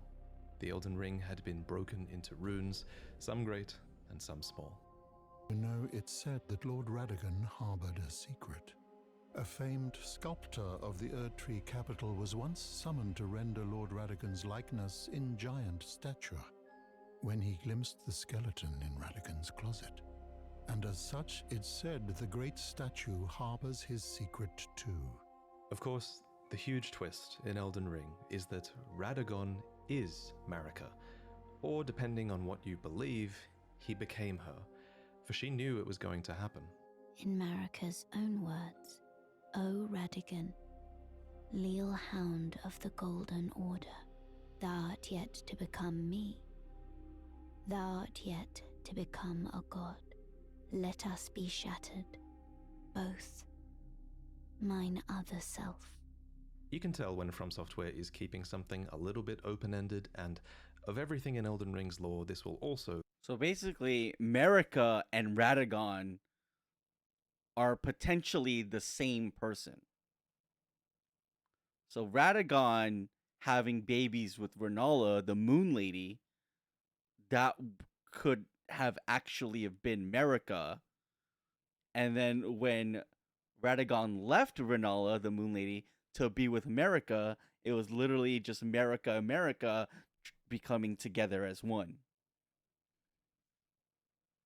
Would go on to be one of the biggest unknowns as we move forward.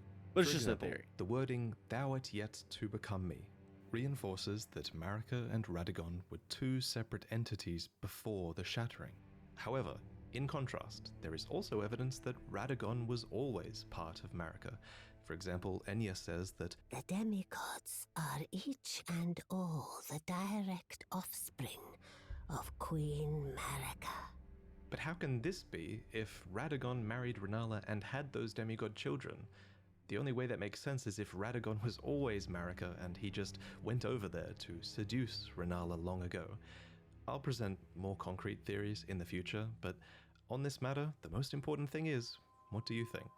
While you can figure out a ton of Elden Ring's story, not all of it is open to interpretation. Certain things are, and this is one of them. And your interpretation is a big part of what makes this story special.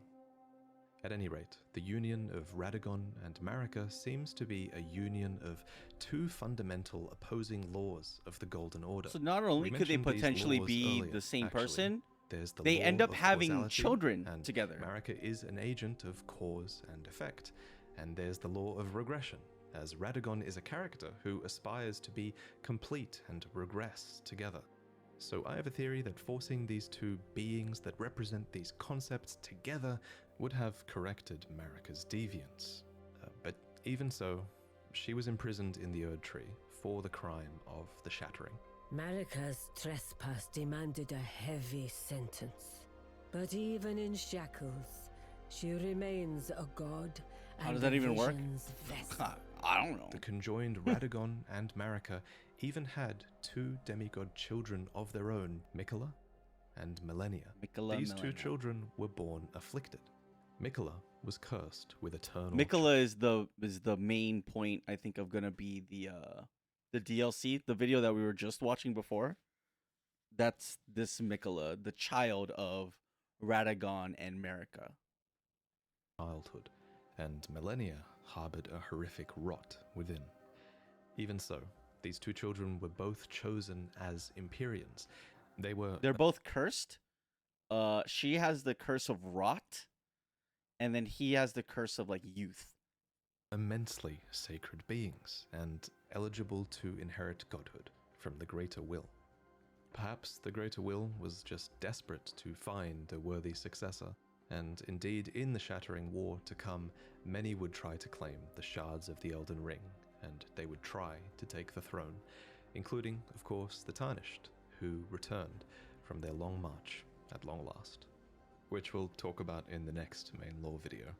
I should probably also mention here that if you become a patron, you'll see upcoming lore videos early, as that's one of the rewards. But yeah, that's basically like the main important parts of Elden Ring. It's a lot. It's a lot. It's so much. Oh my god. Whew. All right. I think we're gonna save the playthrough of Elden Ring. I think we're gonna play Elden Ring next time. I did not expect to spend 3 hours watching lore videos of Elden Ring. But I'm glad I did. I think I have a better understanding of like everything that's the world and everything. It was good. I learned a lot. So hopefully now when I'm playing through the game, I'll actually be able to like recognize like things and characters and why they are the way they are and stuff like that. But for now, I think we'll do our dailies. Let's do some dailies. And then on Wednesday, we will start Elden Ring playthrough. Bow, no, no. Bow, bow, bow, bow, bow.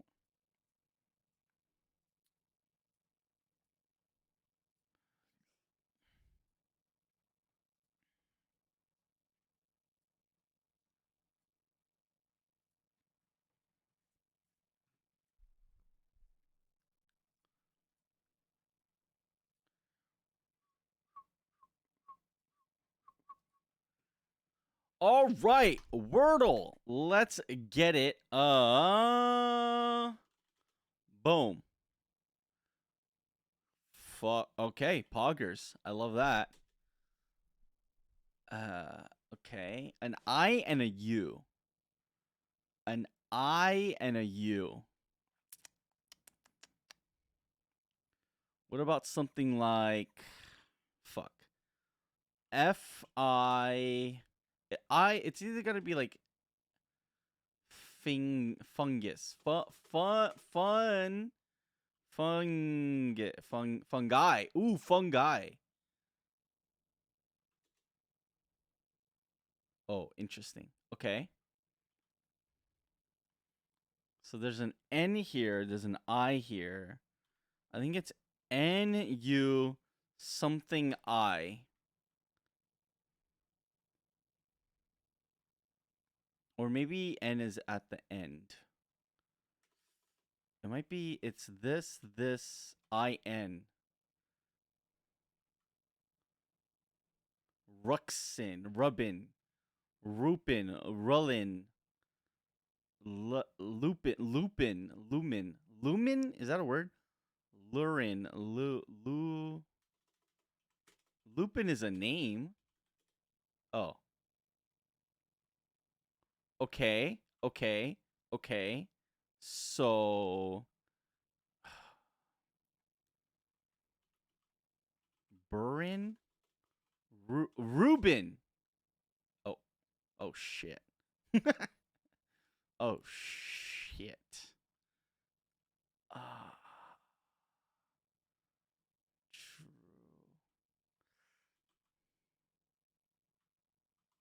Woosin, Woovin, Woomin, Wookin, Woojin, Voomin, Vookin, Vooin, Voosin, Voovin, Vooksin. What the fuck? Jukin? Is that a Jumin?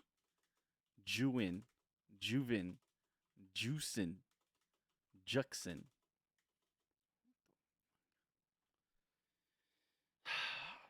Shit.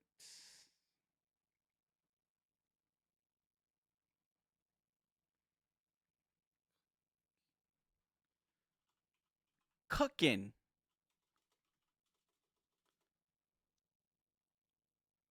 Bro, what word is this? What?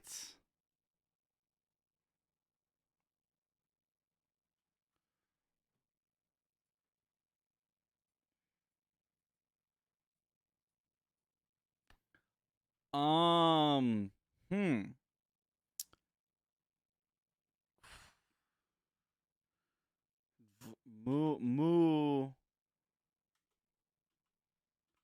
Muckin. Mooin. Moobin. Voomin.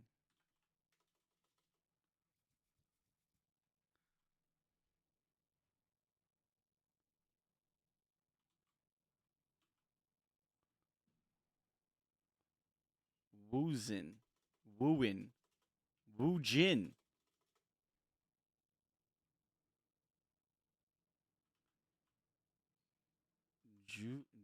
Juicin.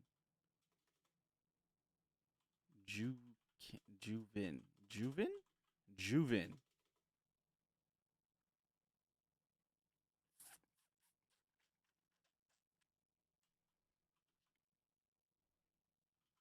Cuckin. Coven. Cooin. Cumin. Cumin is a word. That's like a curry spice. Cumin. Cumin.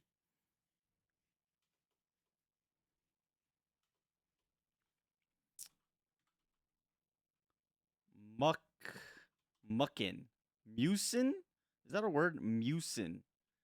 Mucinex. Mucin. Mewin. Mewin. Mucin. Movin. Zeusin. Zuvin? Zuwin.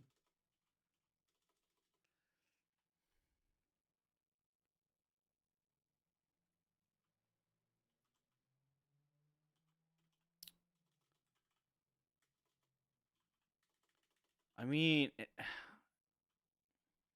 this is the only word that makes sense, right? There's no other word that I can make with this. Coven? Coven. Zovin. Wovin. Quivin. Quivin. Quimin. Quivin. Quicken. Quicken? Quicken. Quicken. Oh my god, that shit was hard. Holy. Alright, we get there. We get there on the final one. Holy shit. Eva, Chief, what's up? Well, hello, hello, hello, hello, hello. Ba-ba, ba-ba, ba-ba. I typed in mucin. Wait, is mucin a word?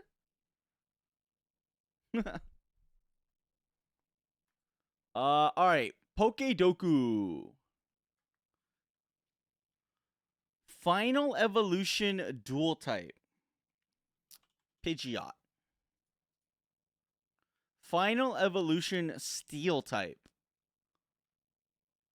Bronzong. Final evolution evolved by an item. Ninetales. Bug dual type.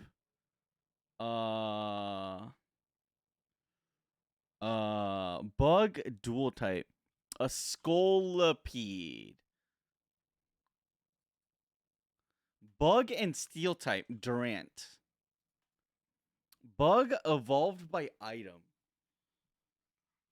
Oh, shit.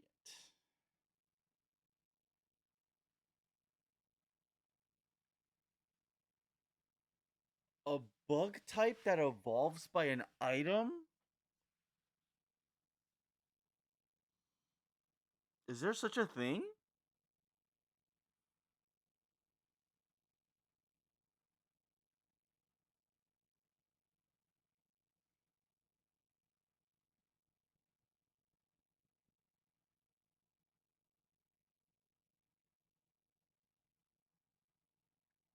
Okay, I gotta skip that one. Okay, Johto is Gen 2. Johto dual type.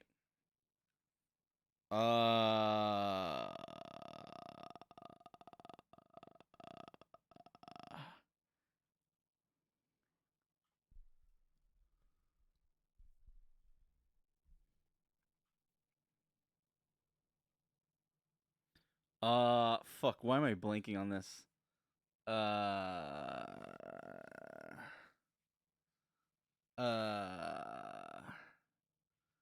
Johto, Lugia. Lugia is flying water, I think.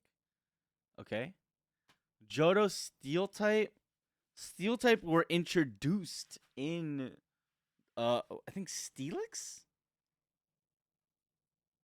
Okay. Johto evolved by item. Shit. Shit. Johto that was evolved by an item would be that would that would also be Steelix. Scizor. Oh wait, Scizor could be bug type. Scizor. And then Johto evolved by item is it is shit. Fuck, I'm so close. Oh, I'm one away.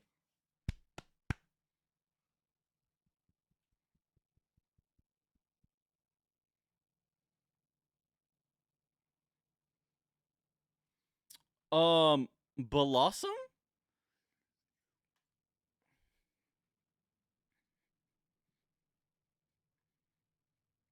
Let's go. Fuck yeah. Fuck yeah. Alright, let's see the most common. Steelix, Lugia, Butterfree, Charizard, least common. Vikavolt. Vikavolt is evolution through item? I did not know that. Wormadam. Scizor. Johto Mega. Armaldo. Oh, Armaldo is a dual type.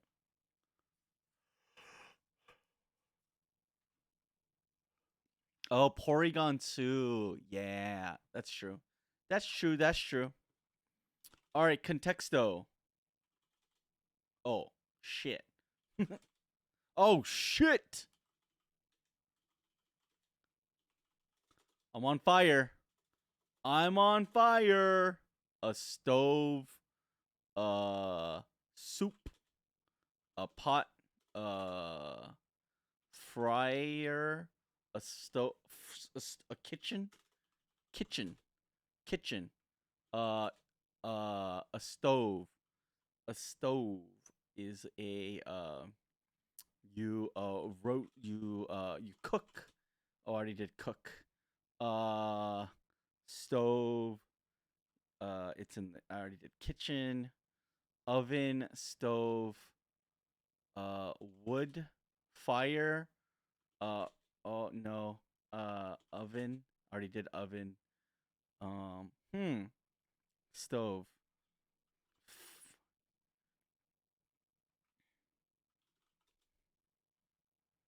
Bake. Uh. Uh. Oil. Vegetable. No. Uh. Cooking. Book. Uh. Sure. Stove. A stove. A furnace. A fireplace. Fireplace. A chimney. Smoke. Uh, heat. Oh, we did fire. Uh, fireplace. Okay, fireplace. Fireplace. Coal, char. Logs, wood, firewood. A fireplace. A fireplace. Fire. Campfire. I already did chimney. I already did smoke. A fireplace. A fireplace. A fireplace? What's another word for a fireplace? Uh,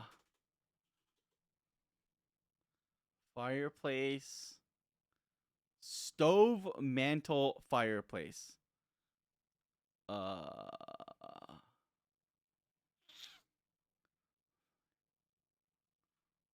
uh,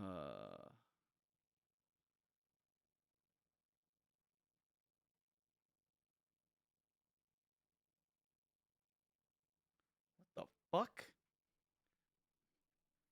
What else is the fire? Santa. Coal.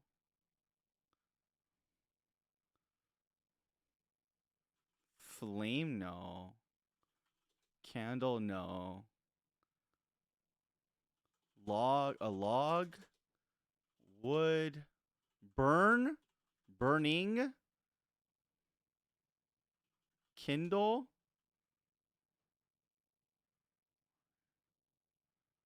Fire. A match? A lighter? No. No. Fireplace. Fireplace. Warmth? Warm?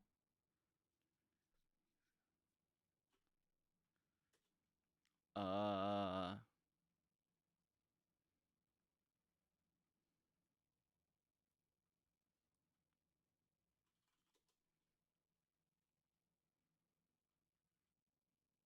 Already did this.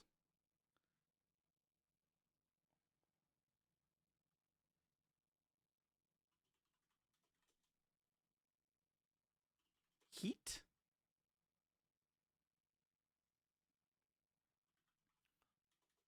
Marshmallow.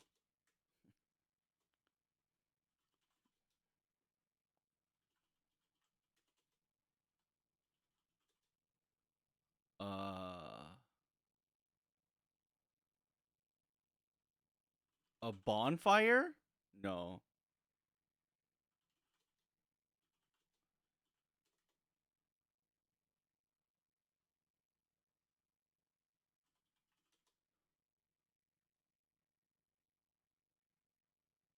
A hearth. Hearth. Damn. Fuck. What a hard word. Jesus. A hearth is crazy. Okay. We get there though. That was pretty good. That was pretty good. What word did I get? I got like flame or something. And then like from flame I got stove. And then from there it was just like fuck. All right, Daily Dozen. This Hall of Famer receiver is best known for his tenure with the Vikings, during which he led the NFL in touchdown catches 3 times after turning 30. I don't know, Randy Moss. Okay. With Kevin Garnett due to injury, the reigning champion Celtics lost 7 games to this team during the 2009 Eastern Conference semifinals. 2009? 2009. That was before the Heat Big 3.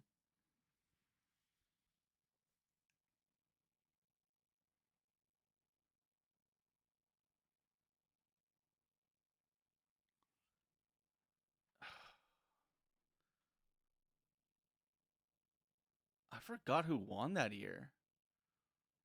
I know it was Lakers Celtics. But I don't, was it the Cavs? I think it might be Cleveland Cavaliers. Damn, no. Okay. In the 2010 Eastern Conference, the franchise became the 3rd team in NHL history to overcome a 3-0 after defeating the Bruins. I have no idea. The Flyers. Whoa, dude, that was a total fucking guess. Managua is the capital and largest city of what Central American country? Central America. Okay.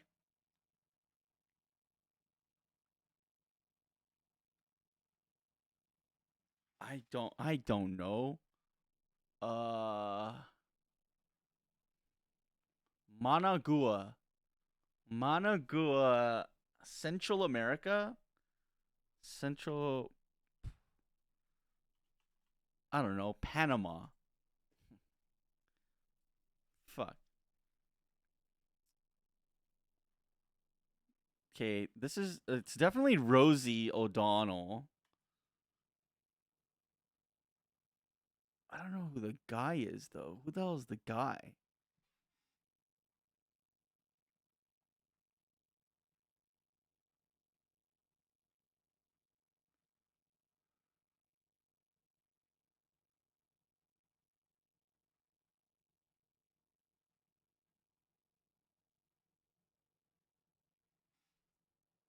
Fuck, I don't know who the guy is.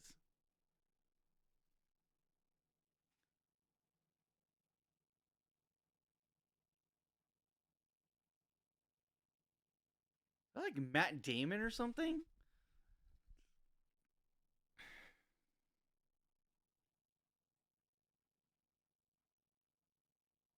The hair looks too young to be Matt Damon. I feel like Matt Damon would be like more like whiting.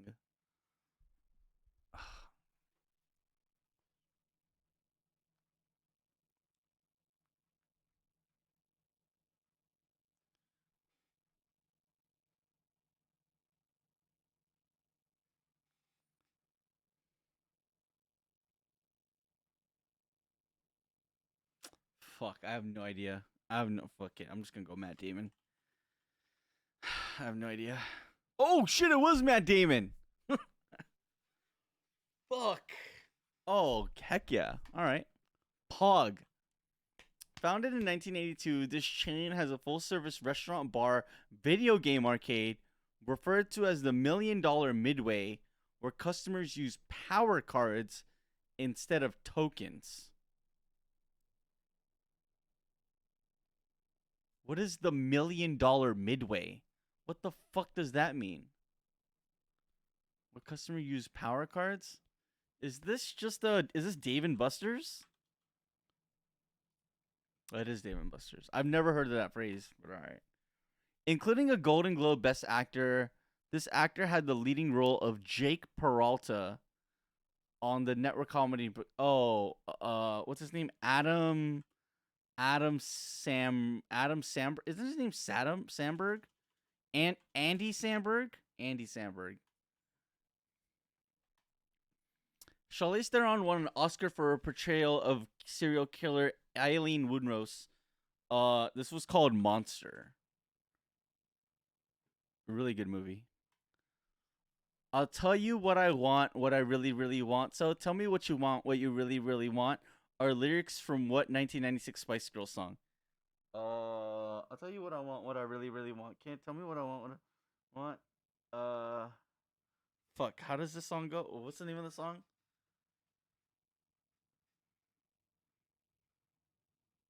If you wanna be my lover, you gotta get with me. My friends, friendship is forever. If you want, fuck. If you wanna, is that not what it's called? If you wanna be my lover, you gotta get with my friends. Friendship is forever. Isn't it's called What I Want? No. What? Wait, what's the name of this fucking song? Uh, that's what I want. My heart is what it wants. I want it that way. That's Backstreet. Uh, fuck. What's the name of the song? Shit.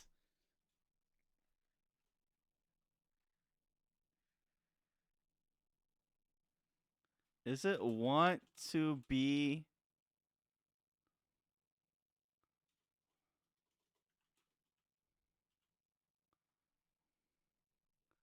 I want to be your lover? No.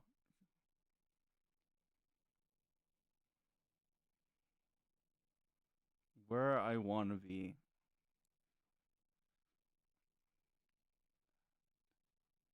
I don't know the name of the song. Fuck. I know how the song goes. I literally know how the song goes, but I don't know the name of the fucking song. Fuck.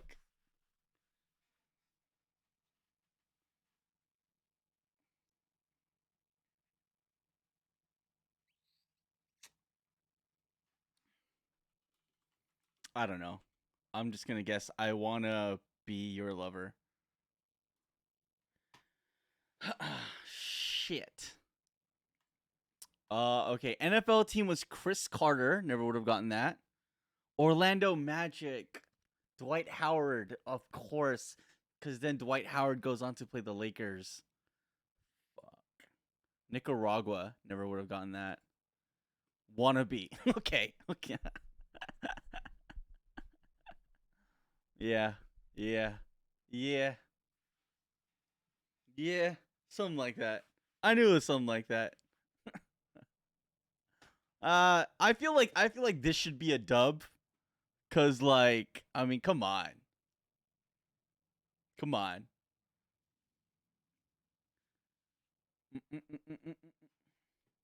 I was there. I think we can all agree that I was there. A board for how do you spell Ouija? I don't know how to spell Ouija. Fuck. A Ouija board. I don't know how to spell Ouija. Shit. Okay, well, I know it's like J-I and it starts with Q. We'll figure out the rest later. Or does it start with Q? I don't know. Plant kind of a board for a seance. Oh, wait. A Ouija board. Wait, I guess you use. Well, I don't know. A plant based milk option is soy. So this can't be Ouija, right? Ouija doesn't. Does Ouija start with an S?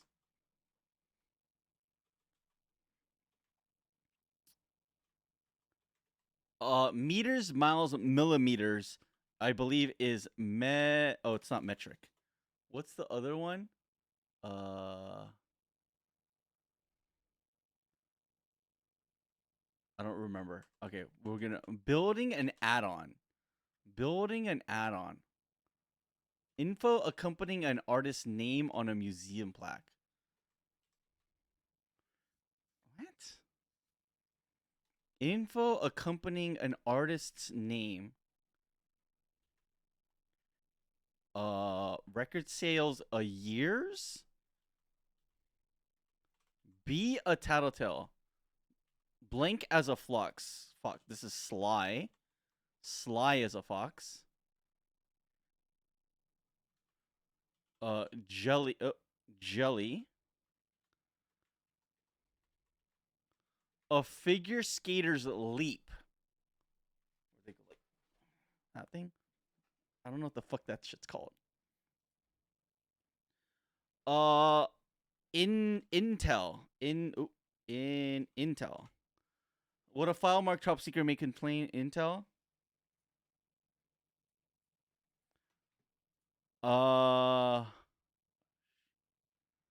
What word is this?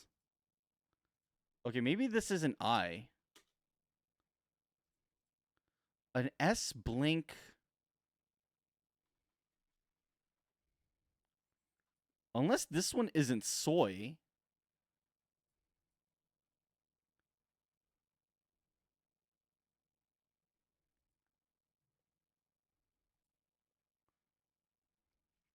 Plant-based milk option. It has to be soy, no?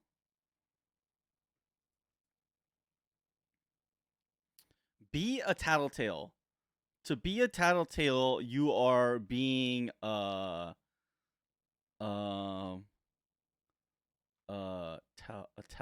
tell. Be a tattletale. You're being a rat.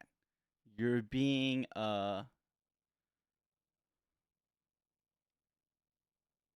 I'm telling on you. Be a Is it just tell? That could be wrong, but I'm not sure. Info accompanying an artist's name on a music placard. Meters, miles. Oh, this is I think this is units. This has to be Ouija. Right? Is that how you spell Ouija? Ouija?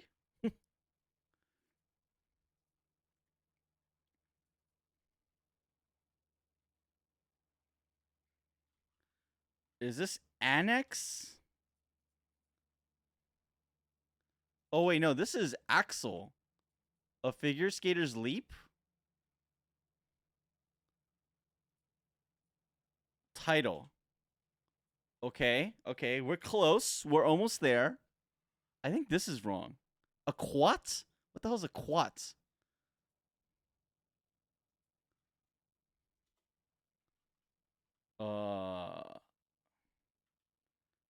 Unless it's actually called a quat. An annex, a title. This might be wrong.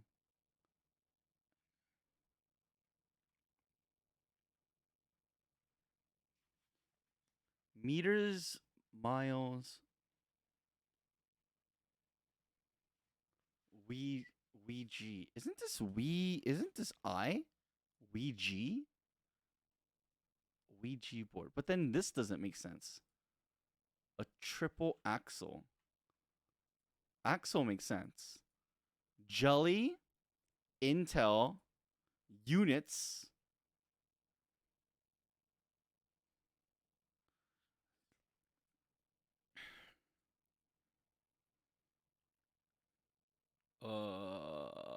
Fuck. I'm so close. What the heck, man? Is this like a different? Maybe it's like a different letter. I'm just gonna try every letter.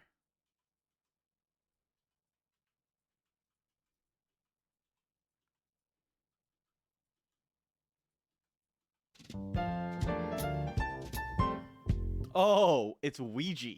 Oh, it's with an O. Hey, we get there, baby. Hey, we get there. Come on. Come on. Oh, and the word was oat. That makes sense. That makes sense. That makes sense. We get there, though. All right. And then last, but certainly not least, Ouija had me dead. Yeah, do you guys don't use the Ouija boards? This is a classic Ouija board. Okay.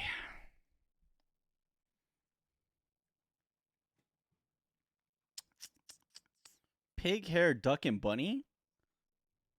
I think that's too easy. That's too easy. What the hell is a cat?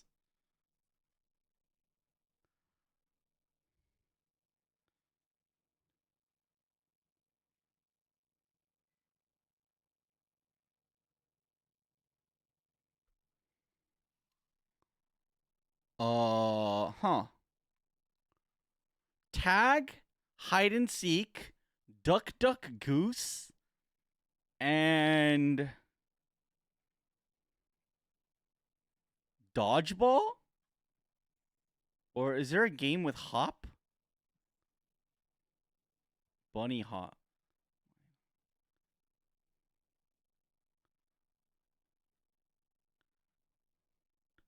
These would all be like games you play as a kid. Fuck.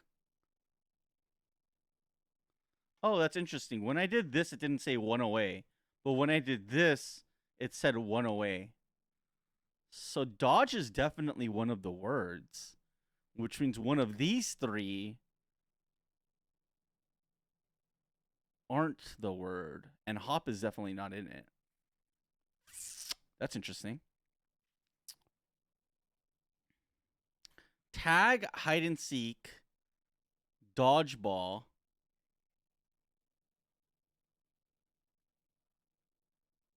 Bunny? Bunny? Line? Label? Pig. Huh. Okay. A collection. A brand. A collection and a brand. A label?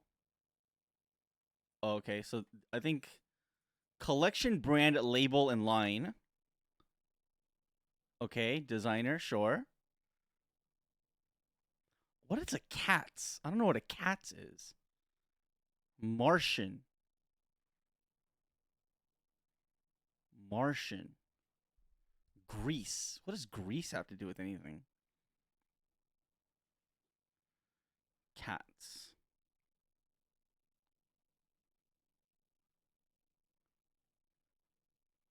Dodge. Hop. Pig. Hide. Tag. Cats.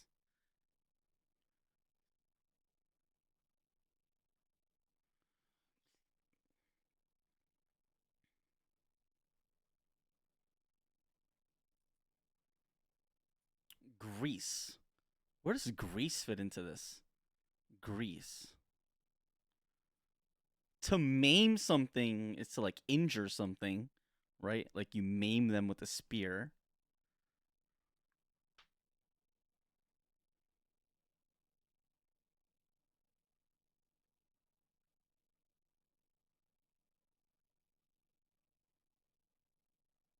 Martian. Martian.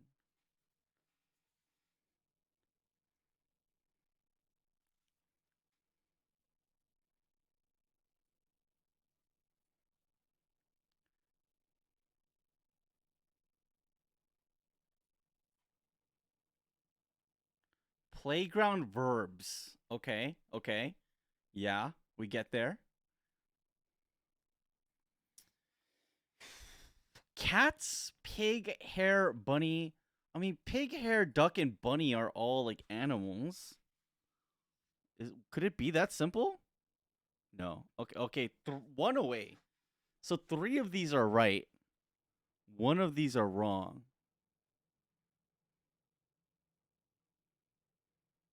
And I only have one mistake left.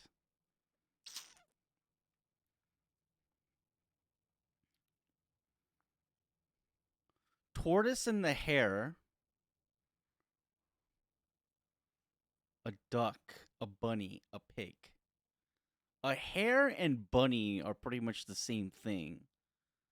They're both like, I guess, like rabbits.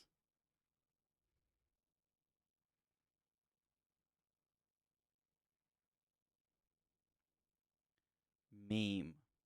Martian. Maim. Grease. Grease. Maim.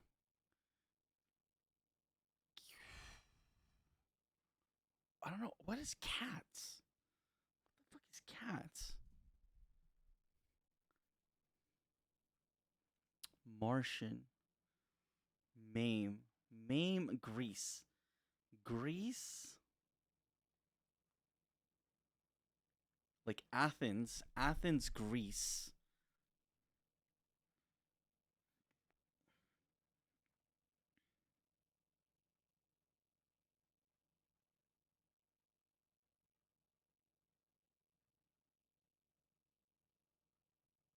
Martian, bro. What the fuck?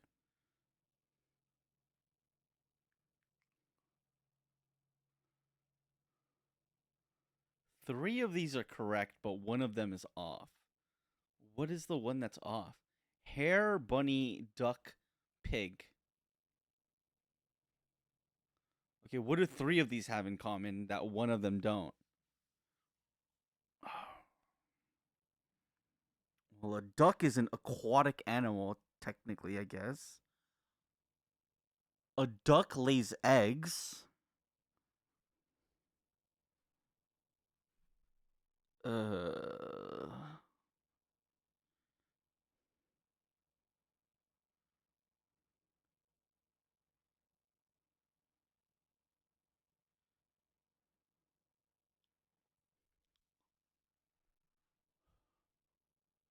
but then what would the other word be?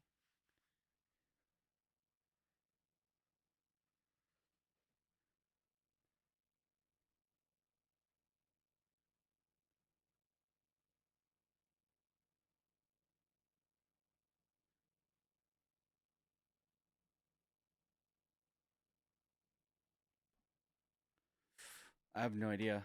I have no idea.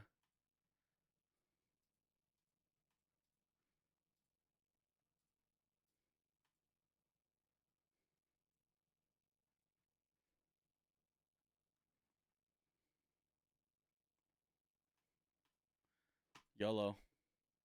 Fuck. Looney Tune figurines. Oh, Martian pig. Oh, yeah. Bugs Bunny, Daffy Duck, Martian dude, and then the pig. Fuck, I should have got that. Homophones of musicals. Okay, I would have never gotten that. I would have never gotten this last one. I could have gotten this one, though. Bunny, duck, Martian pig. I even thought to my head like Bugs Bunny, too. Shit. I could have got that. All right. All good.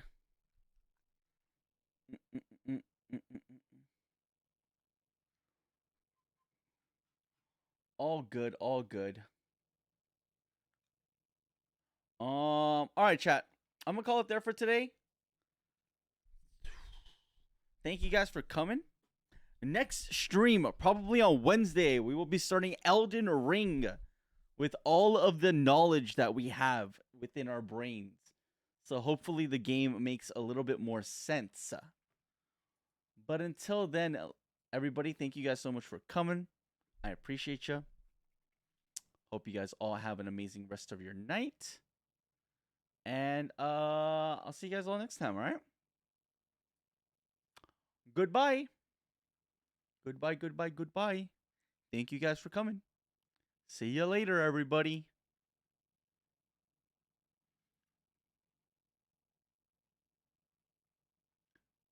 Bow, wow.